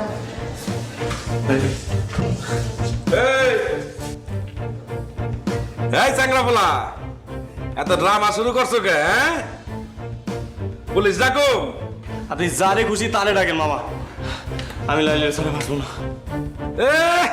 তখন তো খুব কইছিলা লাইলি একটা নাটক বাজ, ওই খালি নাটক করে বেড়ায়। হ্যাঁ, ওর লগে মজা লওয়া যায়, ওর লগে প্রেম করা যায় না, আর বিয়া করুম না। আর এখন কইতাছো ওর সাথে আমি বাঁচুম না? না, হ্যাঁ, এসব নাটক বন্ধ করো। বিশ্বাস করেন আমি কোনো মজা নিতে আসি নাই। আমি সত্যি সত্যি লাইলি তোমার নাম লিখবো এবং ব্লেড দিয়ে না সত্যি রক্ত জলের নাম লিখবো। লাইলে তুই রাজি হয়ে যা, না স্যারাটা এরকম পাগলামি করতেছে, আমার কাইটা লাইব।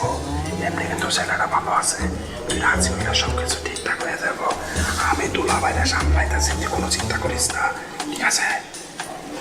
রাজি আছিস না? আরে রাজি হয়ে যা, আমার না করিস না, ভালো আছে স্যারাটা।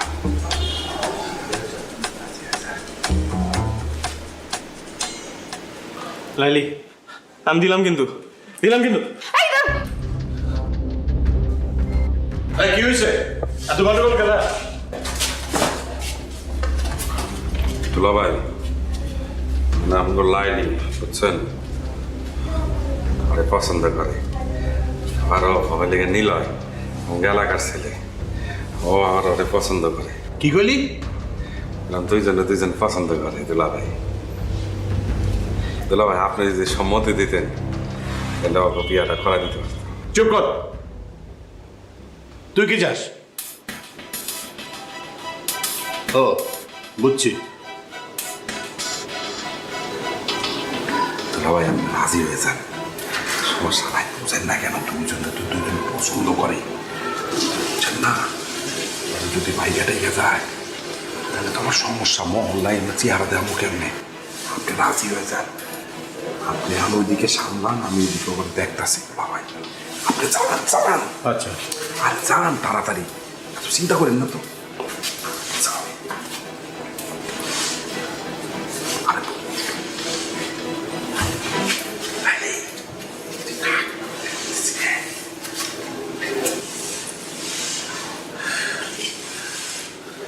হ্যাঁ কও, নাইলে কিন্তু কাটুন। হ্যাঁ কও। সমস্যা কি তোমার? শেষ পর্যন্ত তুমি ঘুড়ি মাস্টার ব্লেড লাইলির কাছে ধরা পড়লা। হ্যাঁ, ঘুড়ি মাস্টার ব্লেড লাইলির কাছে হাইরে গেছে।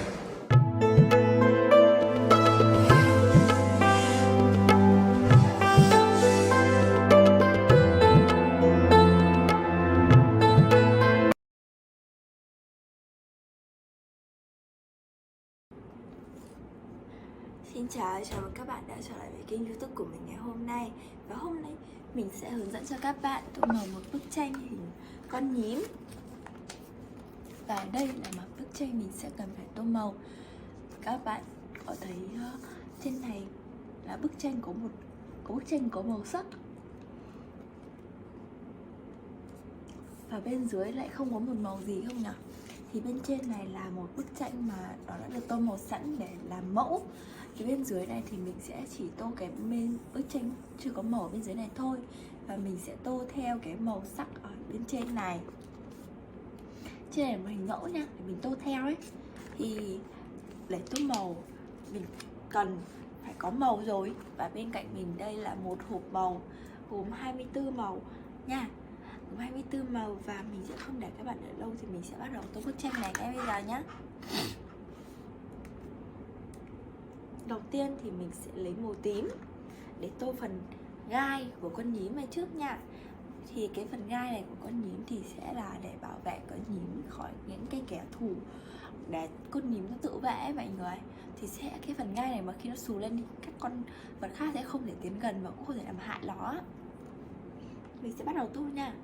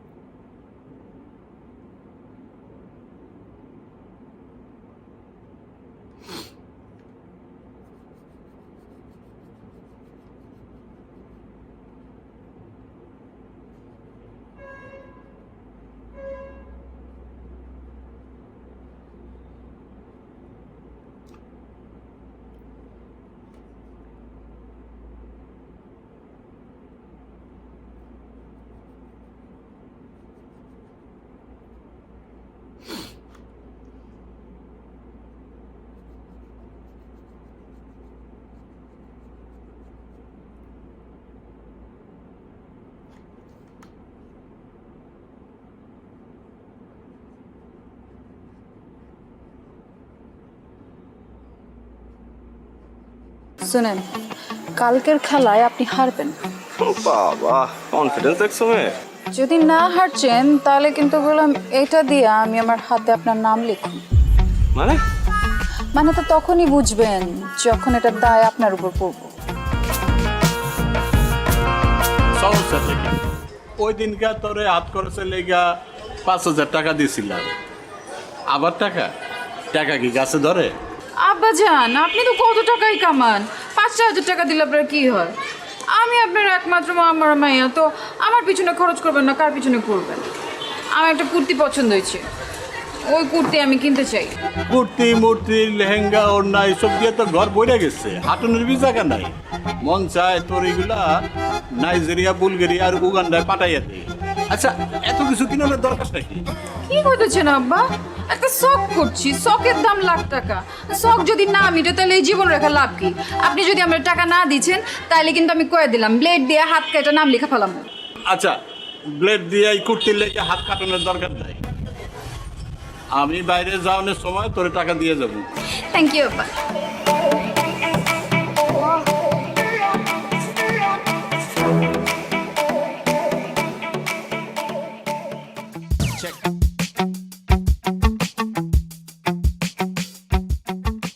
আচ্ছা লাইলি, তুমি এরকম প্রতিদিন কোনো পড়াই কমপ্লিট করছো না, আমি কিন্তু তোমাকে আর পড়াতে আসবো না।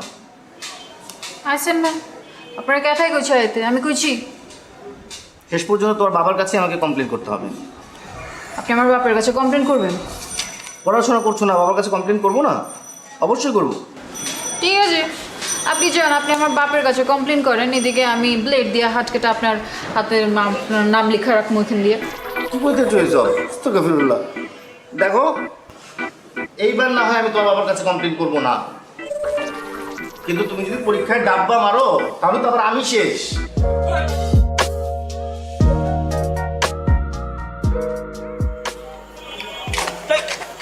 ও তুমি ডরাইছেন? ডরাবো কেন? মাগের এরকম আতকা মায়া মনে সামনে চলে আসলে তো একটু চিন্তা লাগেই। আর কালকে আবার তোমার মামার সাথে চ্যালেঞ্জ, বললাইছো শেষবার মতো চুলদারি আশ্রয় আসতে। শুনেন, কালকের খেলায় আপনি হারবেন। বাবা, কনফিডেন্স দেখছো মেয়ে? যদি না হারছেন তাহলে কিন্তু বললাম এটা দিয়ে আমি আমার হাতে আপনার নাম লিখুন। মানে? মানে তো তখনই বুঝবেন যখন এটা দায় আপনার উপর পড়ব। সরেন। আরে ভাই, নাম লেখবা মানে? কি মুসিবতে বললাম, জিততে না পারে এখন 2 নাম্বারই।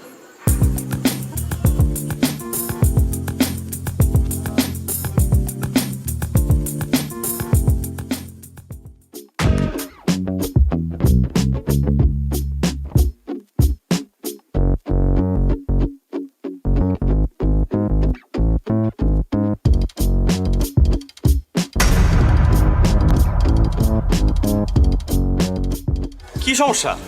যাইতে দিছো না কেন? সমস্যা আমার না আপনার। আপনি মানুষ না খুনি? মানে? মানে বুঝেন না? কালকে কি করছেন? কাচির লগে কি মিলাচ্ছেন? পেট খারাপের ওষুধ। দেখো, এখন কিন্তু বাড়াবাড়ি হইতেছে। তোমরা কাচ্চি খাইতে চাইছো, আমি খাওয়াইছি ব্যাস। কারণ কারো যদি পেট পাতলা হয়ে যায়, কেউ যদি হজম করতে না পারে, সেটা তো তার সমস্যা, আমার না। বাড়াবাড়ি আমরা করছি না আপনারা করছেন? মানে ইচ্ছে করে আপনারা খান নাই কালকে, তাই না? যাতে আমার লগে প্রতিশোধ নিতে পারেন। আর যদি নিতে চাই সেটা কি দোষ? 3 বার ঘুরি চ্যাম্পিয়ন আমি, তোমার কারণে আমার হারতে হয়েছে। হারছেন তো কি?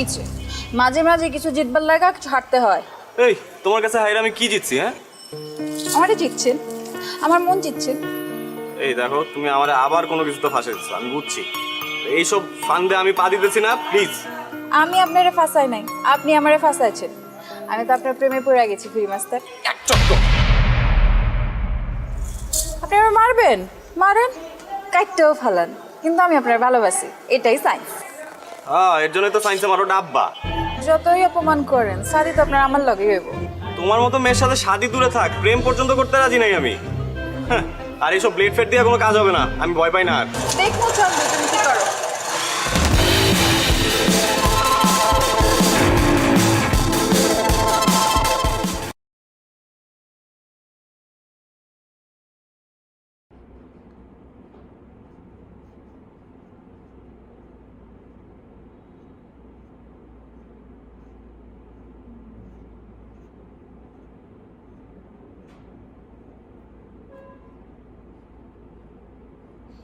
cái phần gai của con nhím này nó có những cái phần nó nhọn nhọn thì nó khá là khó, nên là các bạn nhớ là phải cẩn thận khi mà tô nha.